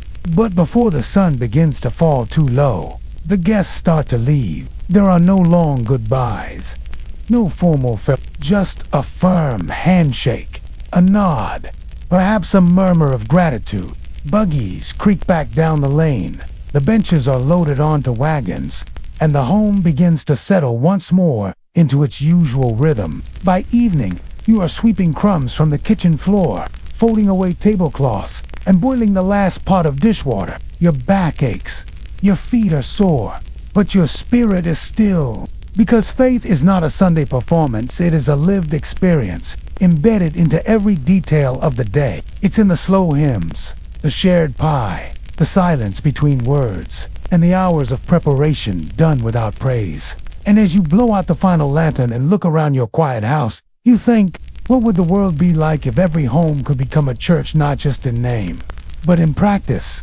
Baptism, in the Amish world, is not a rite of passage performed on infants. It is a choice, deliberate, considered, and permanent. It is one of the most serious decisions a young Amish person can make, and it binds them not only to the church and to God, but also to the entire community. Unlike in many Christian denominations, where baptism is a celebration of new life, often accompanied by cakes, photos, or ceremonies, Amish baptism is quiet, solemn, and deeply rooted in obedience. You are typically around 17 to 20 years old when you make this decision. There's no pressure, at least not spoken, but everyone knows the timeline. Once you begin courting, once you express interest in marriage, once you start taking on adult roles in the community, you're expected to consider it seriously. The choice is public, but the soul searching is private. You might speak with your parents or with the bishop, but ultimately, you must decide alone. Am I ready to submit to the ordnung? The ordnung is not a document you sign. It is an oral tradition, a set of unwritten guidelines passed down for generations. It governs not just worship, but daily life. What you wear, how you speak, what technology you may or may not use, and how you behave at home and in public. It is a code of humility, simplicity, and separation. Joining the church means pledging yourself to these rules for life. It means giving up the idea of self-direction. It means saying, with your whole being, I belong to something greater than myself. Once you commit, the process moves swiftly. You are interviewed by the church, leaders, ministers, and bishops who ask if you understand the seriousness of your decision. Do you accept Jesus Christ? Do you accept the order? Do you promise to live within the boundaries of this community, to uphold its values, and to submit to its discipline? If you hesitate, you are encouraged to wait. If you consent, the date is set. The baptism ceremony is simple and held during a regular Sunday church service. You wear your plainest clothes, sit near the front, and listen as the bishop addresses the congregation. The moment itself is quiet. No music, no applause. Just a cup of water poured gently over your bowed head. The bishop speaks your name, reminds you of your promises, and welcomes you into the body of believers. There is no party, only a shared meal. And afterward, you are now officially a member of the Amish, church accountable to its rules and protections. And from this moment on, should you stray, there is another tradition waiting, meeting, also known as shunning. Shunning is perhaps the most misunderstood and controversial part of Amish life. To outsiders, it seems harsh, even cruel. But to the Amish, it is an act of spiritual discipline, not punishment. If a baptized member of the church breaks the ordinance, by refusing to repent, by adopting prideful behavior, or by leaving the faith entirely, they may be shunned. This means more than social rejection. It is a formal, community-wide act of avoidance. You may not eat with a person.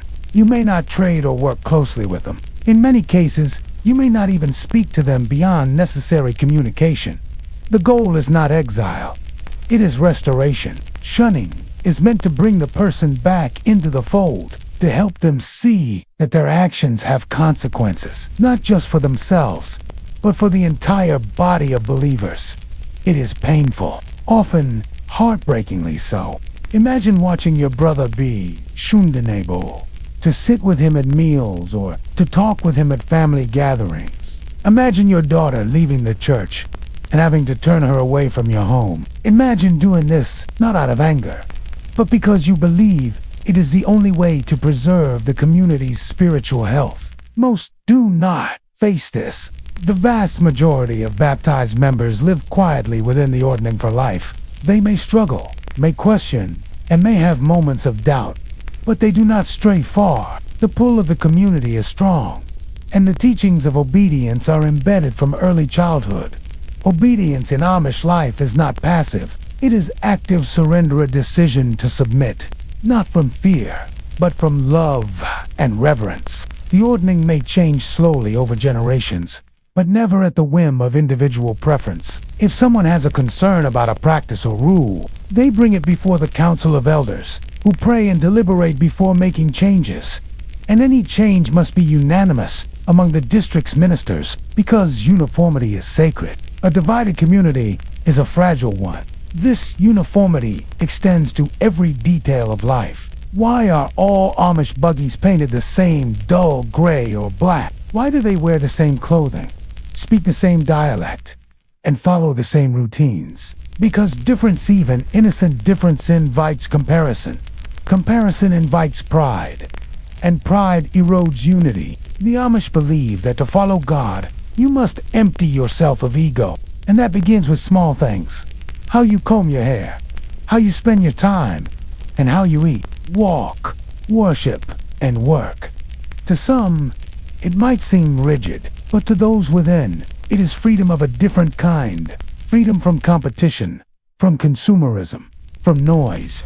Once baptized, your life is marked by that choice. You are no longer your own. Your identity is braided into a people, a tradition, and a way of life that stretches back centuries. Your path is narrow, but it is clear, and as you rise early the morning after your baptism, pull on your boots and prepare for chores. As always, a quiet thought settles in your chest. If obedience is a burden, why does it feel so much like peace?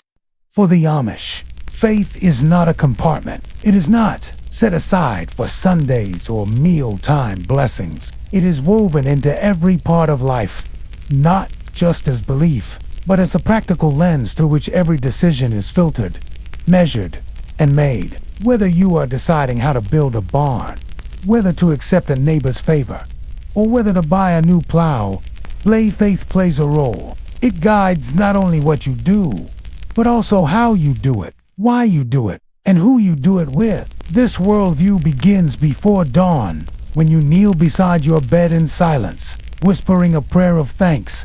You do not pray for wealth or ease. You pray for strength to endure, for humility, for forgiveness, for the community. These prayers are not long or poetic. They are quiet, persistent, and often the same each morning, and they shape your posture toward the entire day. As you enter the barn, tools in hand, work itself becomes a form of worship. In Amish thought, labor is not separate from holiness. It is how you express devotion.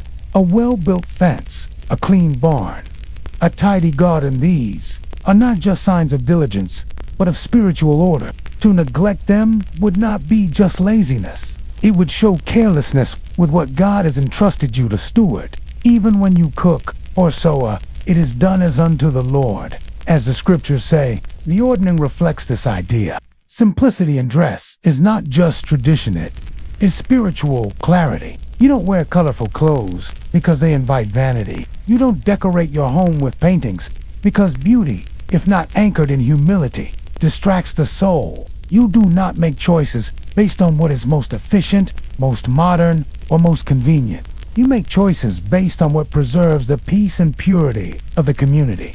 Take technology, for example. Why don't you use tractors or phones or electricity? It's not because you believe machines are evil. It is because you believe what technology does to a person that's hardened to a community can be dangerous. A tractor may plow faster, yes, but it also isolates the farmer.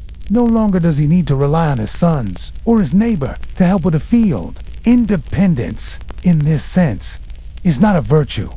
It weakens the bonds of mutual aid. A phone might make it easier to call for help, but it also opens the door to outside voices, outside ideas, and outside temptations. Better to walk next door and speak face to face, slowly and sincerely, than to hear 20 voices at once through a speaker you can't turn off. Electricity could bring light, warmth, and entertainment, but it would also bring noise and distraction, and 1,000 other decisions that must be made once the wires are installed. Where does it end? So you choose restraint, not because you are afraid of progress, but because you fear what it costs. You're taught to examine every tool, every purchase, and every behavior with one question. Will this draw me closer to the world or closer to God? This question applies to everything, to money. You may earn a fair wage, but you do not flaunt it. You do not build a larger house than needed. You do not invest in things that shine. You keep your wealth hidden, often even from your children, because humility is wealth enough to language. You speak plainly, directly. You do not gossip, flatter, or boast. Silence is often better than speaking. If someone makes a mistake, you don't laugh. If someone excels, you don't praise too loudly. Words are tools used carefully. To leisure, there is rest, but never idleness. Sunday afternoons are quiet. You might walk in the fields, visit with neighbors, or sit by the fire. But you do not play games that stir competition, and you do not seek amusement for its own sake. Even singing, when done for fun, remains grounded in reverence. Even disagreements are filtered through this faith. If a neighbor offends you, you do not shout or argue. You approach gently, privately, seeking to understand. If reconciliation fails, the elders may intervene, but always with the goal of peace, not punishment. Lawsuits are forbidden. Revenge is forbidden. You suffer wrongs when needed, because forgiveness is not optional. Faith also defines how you respond to the outside world. You pay taxes. You obey the law, but you do not vote. You do not serve in the military. You do not run for office or engage in protests, not because you are indifferent, but because you believe that true change begins in the soul, not the system. Your way of life is a quiet resistance to the noise of modernity. You don't need loud voices or bold headlines. Your testimony is your consistency, the fact that you rise early, work hard, speak kindly, stay faithful, and die quietly, without ever asking the world for applause. And when hardship cometh, when the crops fail, or a barn burns, or a child dies, you do not ask why. You ask only, how shall I respond? With prayer, with community, because in Amish life, faith is not about avoiding hardship, it's about finding purpose in it, about trusting that even suffering, when met with humility, refines the soul. And so, each day, every decision, from what color thread to use, to how to correct a child, to whether to accept a neighbor's help, is made through this lens. This long, slow, faithful lens. You do not always feel the presence of God, but you shape your life in such a way that if He were watching and you believe He is, He would see your faith in every stitch, every step, every silence. And as you kneel for evening prayer, the children asleep in the fire dimmed to coals, you breathe in the stillness and wonder, what would change in the world if everyone chose to live by faith, not just on Sunday, but in every decision, every hour, every breath? You wouldn't find sugar on the table. You wouldn't smell spices from far-off lands. And you certainly wouldn't open a pantry to find tins, wrappers, or anything resembling convenience. In the 17th century Amish household, food is not about flavor, it's about sustenance. Meals are simple, predictable, and rooted in the rhythms of land and season. There is no menu, no indulgence, and no variation for the sake of curiosity. Instead, there is routine, faith, and the quiet work of preparation that often begins before the sun rises and continues long after it sets. To understand what the Amish ate during these early years in North America, you must begin with their European roots, particularly the Swiss and Alsatian agrarian diets from which they emerged. The food they brought with them was heavily influenced by what could be grown, preserved, and prepared without the aid of modern kitchens or imported luxuries. Their diet was built on a few staples: coarse dark bread, made from home-ground rye, barley, or wheat beans, grown in the garden or fields, dried and stored for winter. Buttermilk, the byproduct of butter churning, consumed daily root vegetables like potatoes, turnips, onions, and carrots, cabbage, both fresh and preserved through fermentation. Cornmeal mush, a New World addition that quickly became a staple. Eggs collected each morning from free-ranging hens. Lard and tallow rendered from pigs and cows for cooking fat. Occasional meat, most often pork, served sparingly. There was little in the way of dessert beyond what could be made from dried apples, molasses, or honey. Sweetness was rare, and when it did appear, it was reserved for guests or special occasions. Bread was the true anchor of the Amish table. It was heavy, dense, and made with sourdough starters, passed down through generations. The flour was milled at home or in a nearby village mill. Baking took place once or twice a week, using wood-fired ovens or hearthstones. The loaves were stored in cool pantries, wrapped in cloth, and sliced carefully, no bite wasted. With bread came butter hand-churned every few days in a wooden barrel. The leftover buttermilk, tart and tangy, became a drink served with nearly every meal. It was also used in cooking, particularly for pancakes, biscuits, or fermented soups. Beans filled in where meat was absent.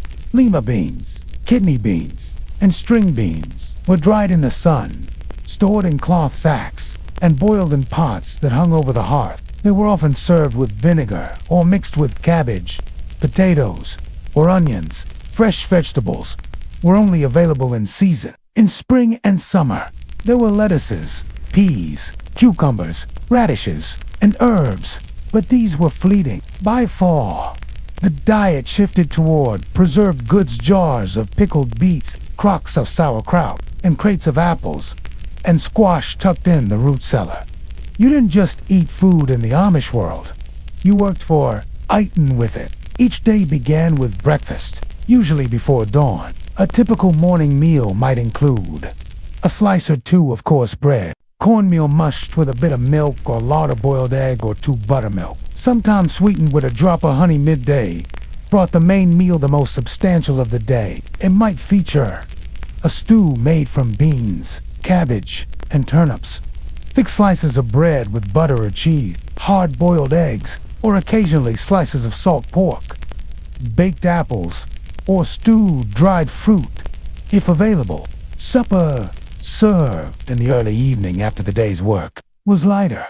Leftover stew, or soup-fried potatoes, or root vegetables, cold bread with lard, or leftover gravy tea made from dried mint, chamomile, or raspberry leaves. There were no elaborate feasts, no sauces, no layered flavors. Food was fuel, and every meal was tied to the land and the seasons. Because the Amish rejected worldly indulgence, gluttony was frowned upon. You ate enough to satisfy hunger and continue your work, but not more. Children were taught not to complain, not to be picky, and to finish what was on their plate. Nothing was wasted. Potato peels were boiled for livestock. Cabbage leaves became compost. Even bones were boiled for stock. Meat, when it appeared, was a luxury, especially in the earliest years of settlement. Hunting required time and ammunition. Livestock had to be preserved, not consumed quickly. When a pig or a cow was slaughtered, every part was used. Hams, salted and hung, fat rendered into lard, bones, boiled, and organs used in sausages. The meat was stretched across weeks, if not months. Some communities observed partial fasting during church periods or special seasons, abstaining from meat altogether and relying on bread, beans, and vegetables. This wasn't viewed as deprivation. It was spiritual discipline, a reminder that the body serves the soul. Food was also gendered in its preparation. Women spent hours, sometimes entire days, in the kitchen, baking, fermenting, canning, drying, and preparing for the long winters. Cooking fires had to be carefully maintained, smoke monitored, water hauled from the well, and every pan scrubbed clean with homemade soap and hot ash water. Men, for their part, grew, harvested, and preserved. They smoked meat, chopped firewood, built smokehouses, and hauled heavy barrels of cider or vinegar from cellar to shed. Together, the family created a cycle of nourishment that required attention, collaboration, and care. There was no part of eating that didn't involve labor, and yet this simplicity gave rise to something deeper: gratitude. Mealtime began and ended with prayer. The food may have been plain, but it was blessed, shared, respected, and as you sit at the table wooden worn, surrounded by family, you chew each bite slowly, tasting not extravagance, but honesty. Still, on cold nights when the bread is stale and the beans are bland, a thought might pass through your mind. If food is made to nourish, not to please, do we still know how to savor it? There is no icebox humming in the corner, no freezer stocked with summer strawberries, no glow of electric light to guide your hand to a midnight snack. In a 17th century Amish kitchen, preservation isn't a convenience, it's survival. Every bite you eat in winter must be planned for in spring. Every preserved jar, every hung ham, every dried bean is the result of weeks, sometimes months, of quiet, repetitive labor. There are no shortcuts and no second chances. If you fail to store enough food, you will go hungry. If you store it improperly, you risk spoilage and sickness. There is no safety net. So, before the first frost, the real work begins.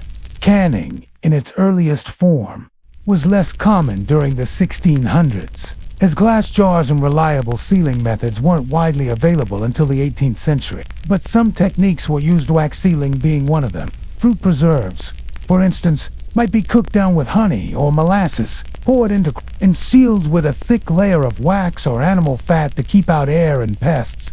More common than canning were drying, fermenting, pickling, smoking, salting, and storing in root cellars. Take vegetables, for instance. When green beans were in season, you didn't eat them all fresh. You strung them on twine and hung them in the attic or near the stove known as leather brick, dried until shriveled and tough. They could be rehydrated in soups. Months later, corn was also dried, kernels removed from the cob and stored in sacks or ground into meal. Fruits were sliced thin and dried on cloth-covered boards laid in the sun. Apples, pears, and peaches being most common. The dried slices were packed in cloth bags or stone jars, later stewed into soft, sweet dishes when fresh fruit was long gone. Root vegetables, potatoes, carrots, turnips, and beets were dug from the garden and carefully layered in the root cellar, a dark, cool underground room often carved from stone or clay. Here, they could last for months, but they had to be checked regularly. A single rotting potato could spoil an entire crate if left unattended. Cabbage was shredded and fermented into sauerkraut, a staple that appeared on the table nearly every week in some form. Packed tightly into wooden barrels with layers of salt, it would ferment naturally, becoming sour and shelf. Sauerkraut wasn't just for flavor. It provided critical vitamins during the long winter months when fresh greens were unavailable. Meat preservation required even more planning. After a fall butchering day off in a community event, a family would spend days processing every part of the pig or cow. Hams and bacon were salted and smoked, often for weeks, in small wooden smokehouses on the edge of the property. Salt drew out moisture, while smoke helped seal and flavor the meat. Sausages were made from ground pork and offal, stuffed into intestines, hung too dry, or packed in lard. Lard was also poured over cooked meat in crocks to form a seal. You might find chunks of pork or rabbit submerged in hardened fat. Weeks later, still safe to eat. Even eggs were preserved without refrigeration. Fresh eggs could be coated in lard or stored in slaked lime or wood ash to extend their shelf life. They were rotated and turned carefully each week to prevent. Some families kept them in tightly sealed crocks, stored in cool pantries. Butter, churned weekly or even daily, was packed tightly into crocks, or wrapped in cloths, and stored in the coolest place available. It would sour quickly in warm weather. So many Amish families turned it into buttermilk or cheese for longer keeping. Cheese itself was another form of preservation. Soft curds were pressed and dried, salted, or waxed to extend their life. Hard cheeses were stored on wooden shelves in cool cellars, turned periodically to prevent mold from taking hold. Pickling was used for everything from cucumbers to beets to onions. The vinegar, often made from cider or wine, was boiled, poured over the vegetables, and sealed tightly in crocks or jars. Some pickles were sweetened with honey or molasses, others spiced with mustard seed or dill, depending on what grew in the herb garden. There was a rhythm to all of this, a calendar written in food. Spring, foraging wild greens, planting the garden, and eating eggs again after a long winter lull. Summer, gathering berries, drying fruits, stringing beans. Fall, butchering pigs, harvesting root vegetables, filling the root cellar. Winter, drawing from those stores, cooking slowly, carefully, and creatively to stretch every preserved item until the thaw. Children were expected to help. They washed root vegetables, peeled apples, tied bean strings, stirred vats of sauerkraut, and packed jars in rows. They learned early that eating was not passive. There were no grocery stores to fall back on. If your food spoiled, it was gone. If the weather ruined your crops, you relied on neighbors or simply went without. There were years when late blight wiped out entire potato stores, or when an early freeze destroyed the last of the apples, or when rodents found the root cellar and helped themselves. But even in lean years, the community shared, and the Amish always believed that God would provide enough even if it wasn't much. The true challenge wasn't the lack of abundance, it was the discipline to preserve what you had to plan ahead, work together, and stretch small comforts across long months. And as you stood in the cool, earth-smelling root cellar in January, lantern in hand, scanning your dwindling supplies, you were reminded not of hardship, but of the sheer miracle of having enough. Still, as you scraped the last of the dried apples into a pot, or shook the final kernels of cornmeal from the sack, you couldn't help but wonder, In a world that wastes so silly have, we've forgotten the sacred art of saving. For people whose lives were built on modesty and restraint, the Amish still understood how to gather around a table in celebration though.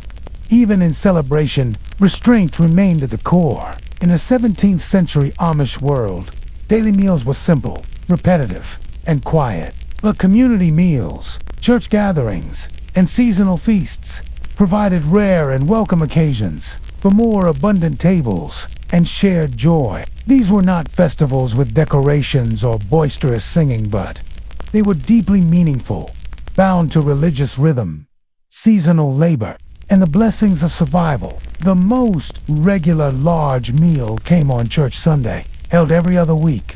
After the long, slow worship service, which could last 3 hours or more, families stayed for the noon meal, prepared entirely by the host family. There was no potluck, no sign-up sheet. The burden and honor of feeding 40 or more guests fell to one household, and it was carried without complaint. The menu didn't change much. It didn't need to. The emphasis was on hospitality, not variety. A typical after-church meal included sliced cold meats, often ham or sausage, preserved from the fall butchering loaves of coarse bread, cut thick and buttered, generously pickled beets, cucumbers, or eggs bright in color and vinegary on the tongue cheese, often homemade, served in wedges or crumbles, boiled eggs, quartered and sprinkled with salt, homemade noodles, or egg gruel in clear broth, apple butter, or preserves set in small bowls beside biscuits, 1 or 2 pies apple, pumpkin, or mincemeat served thinly, but graciously. Drinks were usually water, cider, or tea, made from dried herbs. Milk was often reserved for children or the elderly. There were no fizzy drinks, no clinking glasses, and no toasts. Everyone sat on benches, children at one end, elders at the other. Conversations were quiet, respectful, and often centered on scripture, farm work, or family news. The meal might last an hour, and when it ended, the cleanup began immediately, done without ceremony, the same way it was done at home. Weddings, when they happened, were another moment of rare culinary abundance. Amish weddings were typically held in late fall, after the harvest, but before the deep snows, often on Thursdays, a tradition carried from European Anabaptist roots. The ceremony took place in the home, followed by a massive communal meal, served to over 100 guests. The couple didn't honeymoon. They helped clean up. The wedding meal was the closest the Amish came to roasted or stewed chicken, known as roast, though often boiled and pulled mashed potatoes with rich gravy from the drippings creamed Celeria, traditional wedding dish, cooked soft in sweetbread rolls, baked fresh that morning, passed in woven baskets, pickled red beets, and chow chow sugar cookies, served with a dusting of fine flour or cinnamon. Several pies, apple, pumpkin, rhubarb, or choufla. The food was prepared by the bride's family, usually with help from dozens of women in the community. Baking began days in advance. Chickens were butchered, vegetables peeled, and sauces. It was work on a monumental scale, performed quietly and joyfully, with every dish representing years of tradition and thousands of practiced movements. And yet, the bride and groom didn't eat first. They sat at the head table. Yes, but elders were served first, then men, then women, then children. It was not about honor and guess it. It was about honor and order.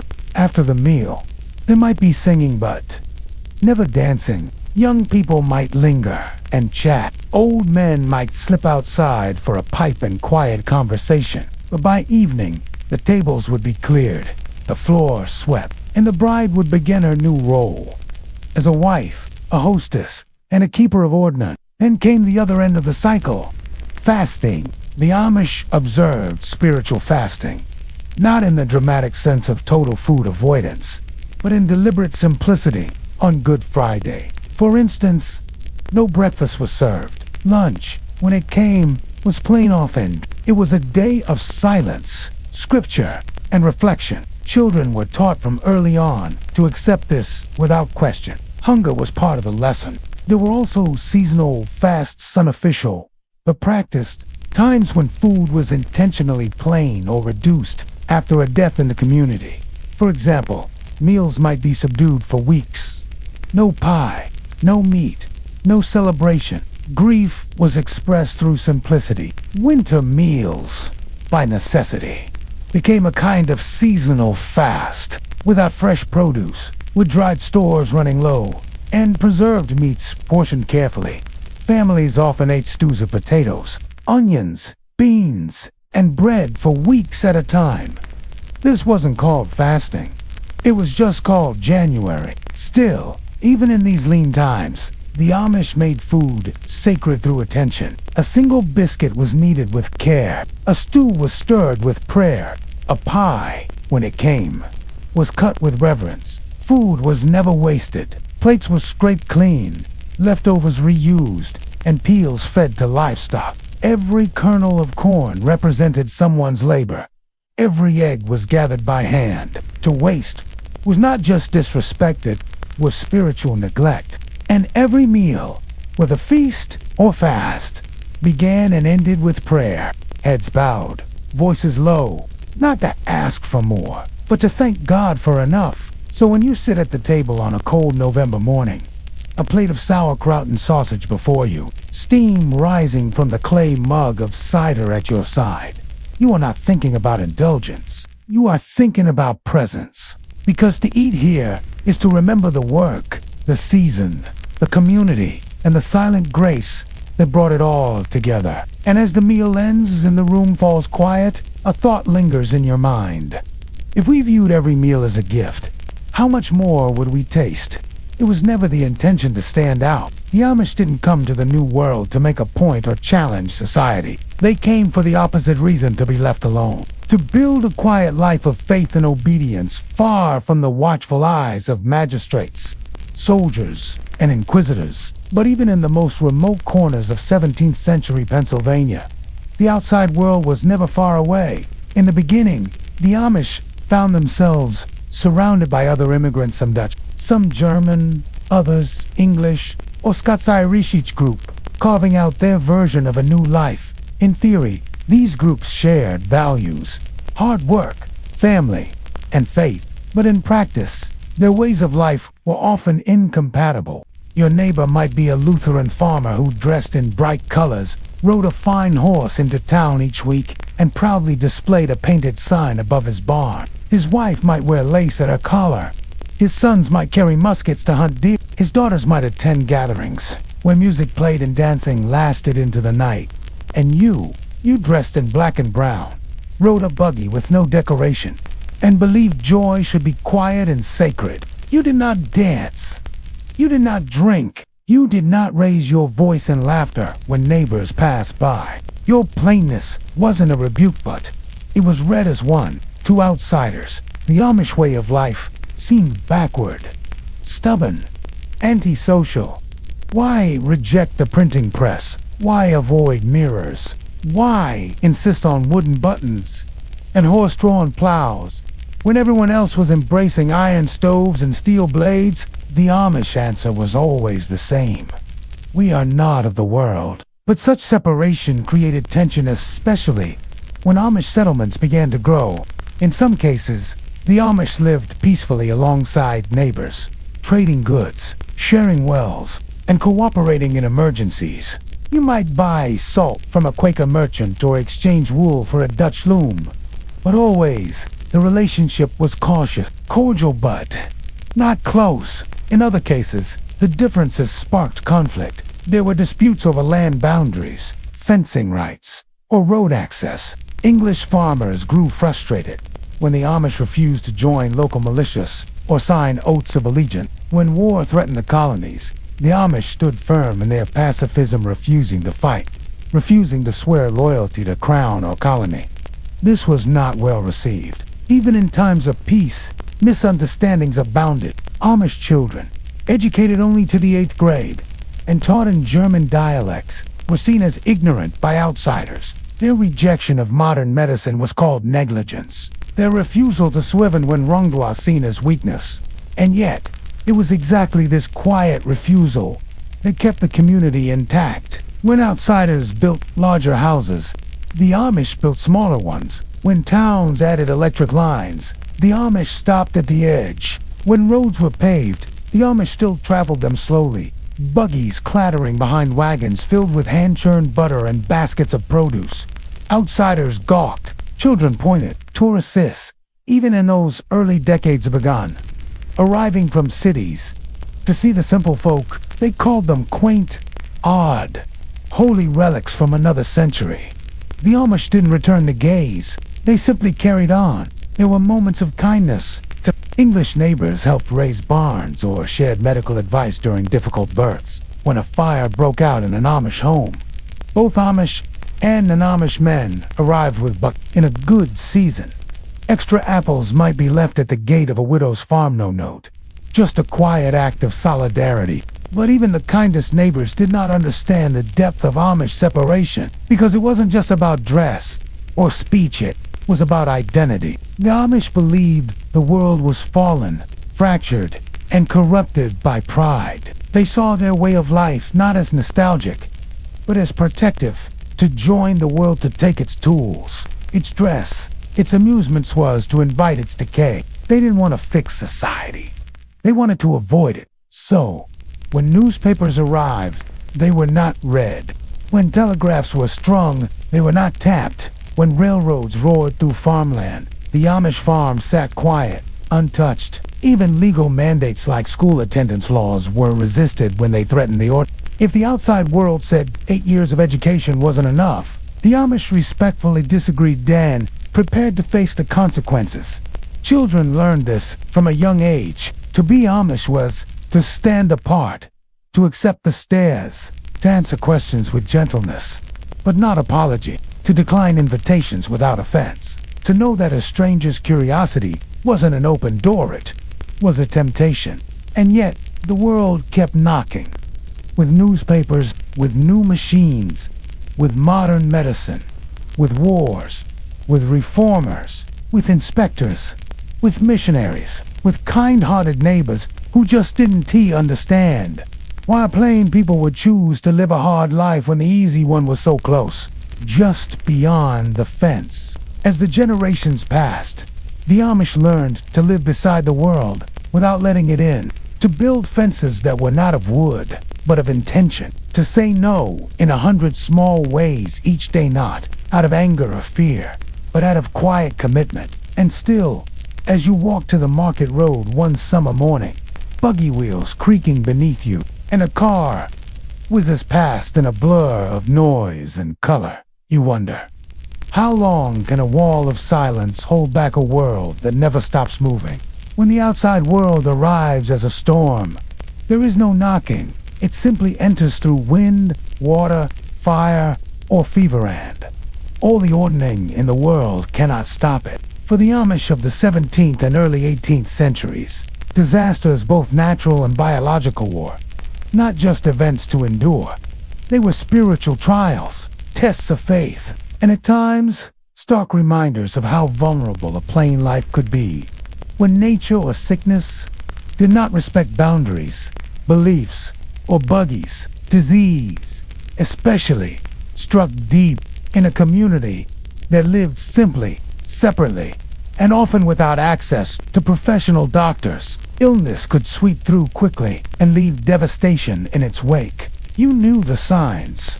A child who couldn't stop coughing, a neighbor's skin flushed with fever, the silence of a buggy that didn't pass your window that week. There were no hospitals nearby, no vaccines, no antibiotics, only a collection of herbs, poultices, and prayers passed down through generations. When dysentery came often through well water during summer, heat it could take a child in days. When measles or smallpox broke out, families isolated instinctively, but the disease often spread through shared benches at church, or a neighboress helping hand at a barn raising. The Amish used what they had: peppermint tea for stomach cramps, mustard plasters for chest congestion, and elderberry syrup to ease fevers. Mothers soaked claws in vinegar or spirits to cool hot foreheads. Fathers sat by bedsides silently, knowing there was little they could do. Death was not a stranger. It arrived often, sometimes gently, sometimes terribly. Stillborn infants were wrapped in linen and buried behind the barn. Young mothers were taken in childbirth. Strong men faded in weeks from fevers that had no name. Entire families might mourn a season's worth of loss before the spring thaw. But no matter how sharp the pain, the community did not collapse. They endured because suffering, in Amish understanding, was not a curse. It was part of the fallen world, and each trial was seen as an invitation to surrender more fully to God's will. There were no demands for answers, only bowed heads and silent resolve. Natural disasters, too, tested the edges of Amish separation. When floods came in, they did, especially in low-lying parts of Pennsylvania. The carefully stacked firewood, the stored beans, and the bundles of flax and wool were soaked or swept away. Fields became swamps. Livestock drowned in pens. Houses shifted off foundations. Root cellars caved in. In those moments, even the most self-sufficient farm became dependent. And yet, no one went hungry. Neighbors arrived with tools in hands, not with pity. A dozen men might rebuild a barn wall in a day. Women brought loaves of bread, jars of applesauce, and fresh bedding. Children fetched water and kept the fires going. No one asked who would repay whom, because in Amish life, you do not ask if you should help you. Ask how fast you can get there. Fires, especially in wooden homes, were devastating. One stray ember from a hearth, one candle left to near a curtain, and the entire structure could vanish. There were no fire trucks, no water mains, just buckets and prayer. When a family lost everything, the community came together. Donations were made, not with coins, but with items. A chair, a quilt, a milk cow, and a sack of flour. Within weeks, the family would have a place to live again, simple, functional, and surrounded by care. Even crop failure could bring families to the edge. A late frost could kill a spring planting. Drought could wither entire fields of corn or wheat. And yet, the Amish rarely borrowed money. They relied instead on frugality, shared resources, and, if needed help from nearby districts, they believed God would provide not through miracles, but through each other.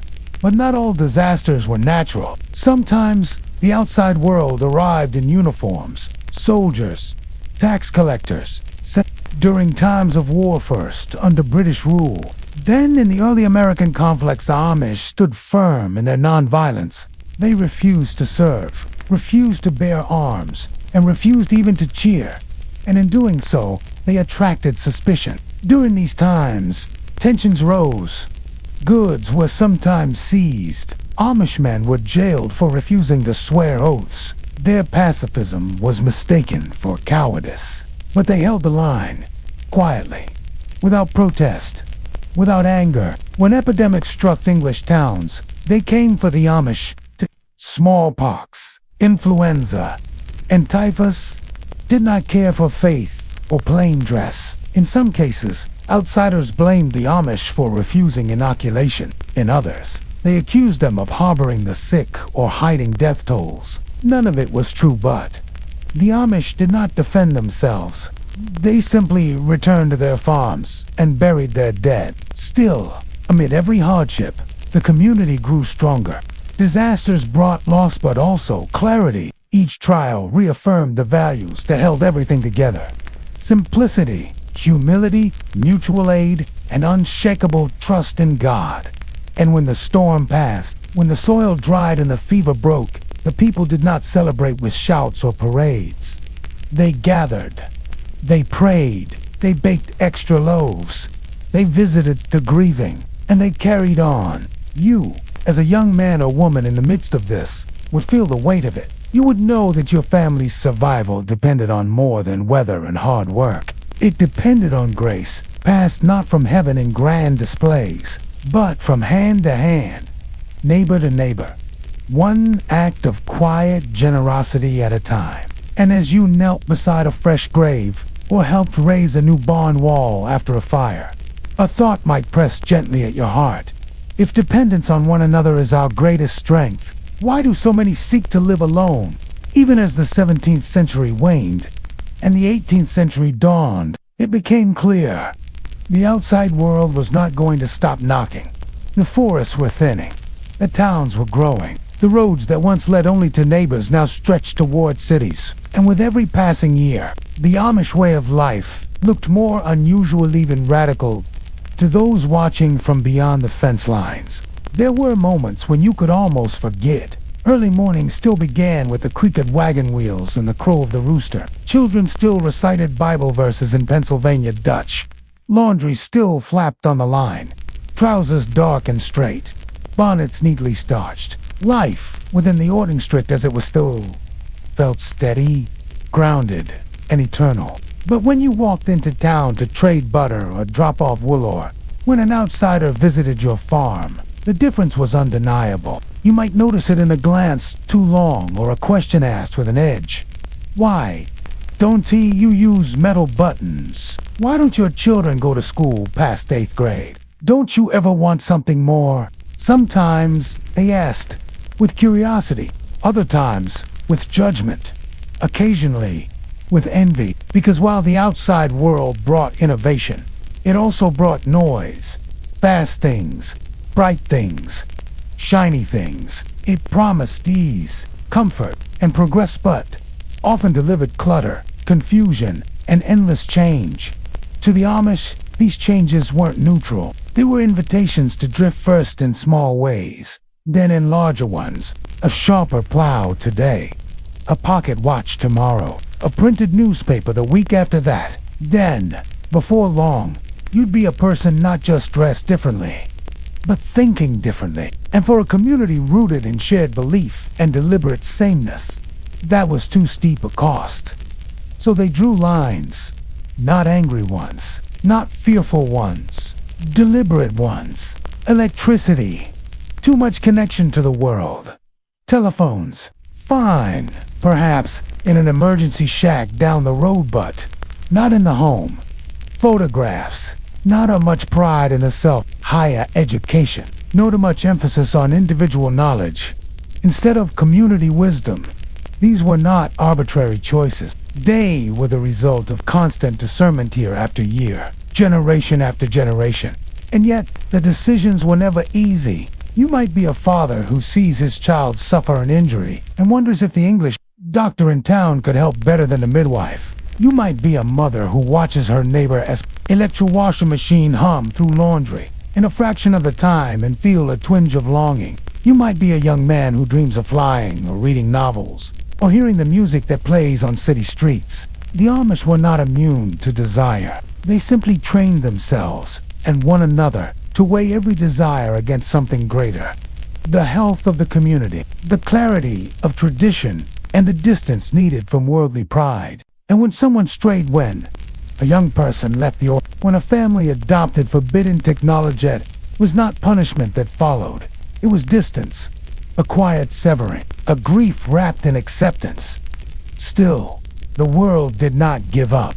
By the end of the 1700s, Amish families were being approached more frequently by missionaries, reformers, and officials. Some wanted to help, others wanted to correct. All of them, in their way, chipped away at the boundaries. Public education reformers, Argon Amish schools, were outdated. Agricultural specialists suggested modern methods and machines. Religious revivals encouraged more personal, emotional expressions of faith things.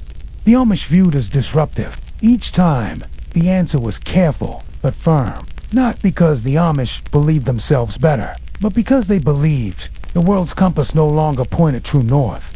Its moral direction shifted with each decade. Its priorities are tangled in wealth, fame, and change. To join it even in small ways was to gamble with the soul of the community. Still, some left. Some Amish children, during their Rumspringa years or beyond, chose the world. They put on blue jeans, bought radios, and married English partners. And while families mourned quietly, they did not chase them. Each person was given the freedom to leave, but not the freedom to bring the world back with them. Others returned older, wiser, and more grateful for the life they once resisted. And so, the Amish remained. An island of quiet in a sea of noise. A people who did not evangelize, but instead preached with their presence. Their barns were still built with neighborly hands. Their songs are still sung in unison, without harmony, to remind each member that no voice should rise above another. Their homes are still lit by sunlight and lantern. Their children were still raised without television, without spectacle, and yet somehow more connected to each other than many families who shared dinner beneath lead light. In the end, choosing separation wasn't an act of fear. It was a daily discipline to say no. When the world offered comfort and yes to a life that prized humility over efficiency, stillness over stimulation, and sameness over self. And as you closed the gate on another visitor who admired your craftsmanship but couldn't understand your silence, you watched the dust of their tires drift toward the horizon and think, if staying still takes more strength than running forward, maybe stillness is the bravest path of all.